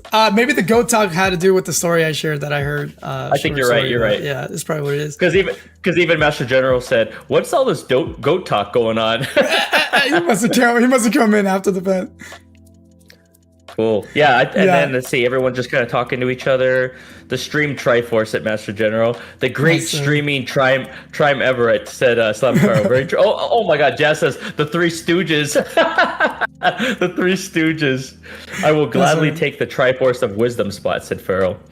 Little Joker said, bravery isn't about not being scared. True bravery is being scared and still trying regardless. Very, very true, sir. Very, very true. And then Jazz says, I'm just kidding. I love you all. That's so funny. Oh, and thank you, Farrell. Farrell linking my channel. I appreciate that, my friend. Right. Yeah, if you want to see again, if just click that link. But if you're on mobile, I know mobile doesn't hyperlink. It's right here. Here's his handle. Just type it out, Phoenix Sense Gaming. You should be able to find him. There's no other like him, so he'll pop up first. That's how the algorithm works. So and thank you, John Cat. John Cat 809. He's asking for our channel. So thank you for joining us tonight or today. Nice. John Cat's not from my community either, so I really appreciate you stopping by to check us out, man. Hey man, yeah, nice to meet you. Awesome. All right, so a new face added to the community. Let's go. All right. Mario Party is the ultimate partnership breaker. I thought we were friends. That we're a family. Yeah, Pharaoh Cam says Jazz. Caliente, she says right there. Caliente, carajo. Little Joker. Little Joker. Little Joker is saying the same thing. Yeah, almost. Yeah. This is funny. Slamtaro says, if this streamer community gets too big, we're gonna have to start assigning the streamers Captain Planet elements. Fire, wind. The question is, who's gonna be hot? Who's gonna be it? Who's gonna be hard? I don't know. Dude, that's the second or third time we talked about Captain Planet because we're talking about your character. The little Mr. Fantastic dude on the second game. It reminded me of Captain Planet because he had the elements. That's true. Oh man, maybe we do is there a Captain Planet video game? Probably is. I think there probably is. They're bringing a new He-Man beat 'em up game. If you liked He-Man, the He-Man games or He-Man show, that might be a new collaboration game for us to try out for the first time together too. An actual modern beat 'em up, kind of like Shredder's Revenge. That would be fun. Oh yeah, that Shredder Revenge one is super fun. I love that one a lot with the kids. Slamtaro, you were supposed to bring balance to the Mario Party, not destroy it. Oh well. Michael Davis says, I want to be hard. I want to talk to animals. No, that's mine. That's mine. Oh, wait, sorry. We said moderators. I guess I don't count. So, yeah, because we'll be doing the thing. Oh, Farrell says there is a Captain Planet NES game. NES. I thought so. That hot was the strongest power, said Little Joker. Slumtaro said, yeah, on account of that, Masters of the Universe movie. That's true. We have Masters of the Universe movie, and then the new beat 'em up game. That's awesome, man. Yeah, it's all coming to play. Oh, sorry. The one that I'm most excited about, because I love Lord of the Rings, is they're finally going to do a new game for open world Lord of the Rings. So Shadows of Mordor. No. Like multiplayer online, massive multiplayer online. Okay. Yeah, it's in the works apparently. So I'm excited because who doesn't want to dive and spend hours in that world? So I like Warcraft. Not a problem with Warcraft. I like StarCraft more though. They never did an open world for that, so that's kind of a missed opportunity, I think. But we'll get the Lord of the Rings one, which I think that would be a lot of fun to go in as a character in that world that was so richly made and created by Tolkien. That guy was ahead of his time, man. He was so ahead of his time. Absolutely. And yet also he was almost 100 years ahead. He was like, what, 1940s? He was writing those 1950s. That's crazy. Yeah, I think you're right. Yeah. So the guy, and the guy is cool because he survived the war, saw the upcoming war with World War II, coming down the pipeline and all that stuff, and he wrote this beautiful thing. So for anyone who says or wants to downplay masculinity to be a certain box, you need to read Lord of the Rings, because the way Aragorn carries himself is there. It's powerful. It's a powerful man, without having to do the whole flexing and alpha male crap. I'm gonna call it crap because I think it's crap. I don't like that mentality. We're supposed to be defenders and nurturers. We can be both. For those of you who love read the Bible, or maybe you haven't, but if you haven't, one of the most memorable guys is King David, who started off as a shepherd, and he was both an artist and a warrior. So how you like that? So you know, so yeah. Put that in your pipe and smoke it. Yeah, put that in your pipe and smoke it. We'll be like Bilbo and Gandalf. Yeah.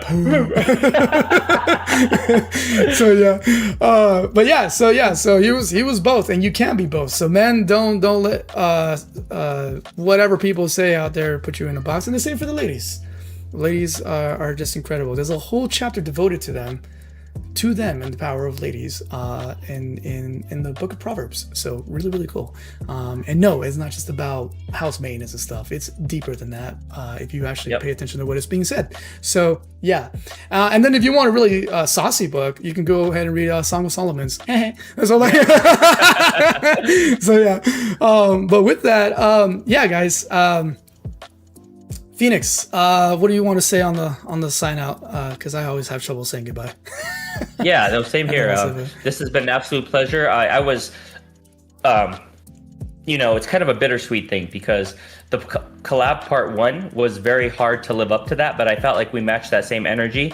The community was here. I'm so happy and blessed and privileged to be able to use this platform to bring people together, to collaborate with such a great man of faith, a man of such great moral character like BGD, to be able to talk to you guys and discuss our love of video games, our shared collaboration, shared mentality on something that brings so many diverse backgrounds together. We're here for the games. We're here to have fun. We're here to discuss, things that impacted us as kids. If there are games that changed your life, that's fantastic. If not, that doesn't mean you're any less of a gamer. There are so many different mentalities you could have, but the most important thing is to have fun, to try to meet new people. That's what my mentality was when I started my channel.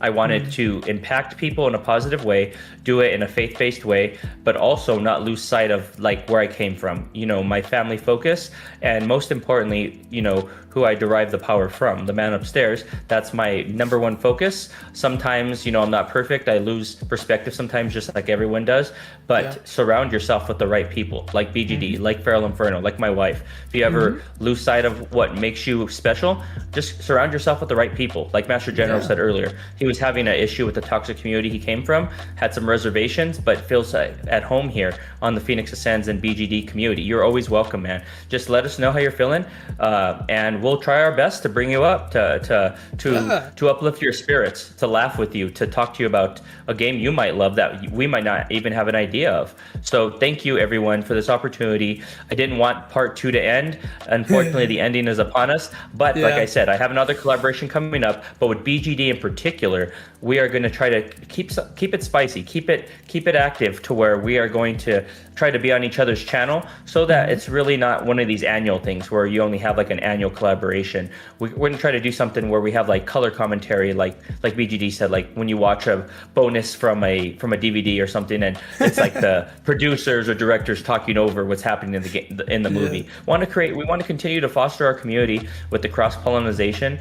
And yeah, man, I had an absolute blast. This lived up to all the expectations and hype I had internally, and cannot wait to see more of you guys join me on BGD's channel going forward. Whether that be on Saturday mornings, Sunday mornings, love to see you guys, and really appreciate your support coming over to support my good friend.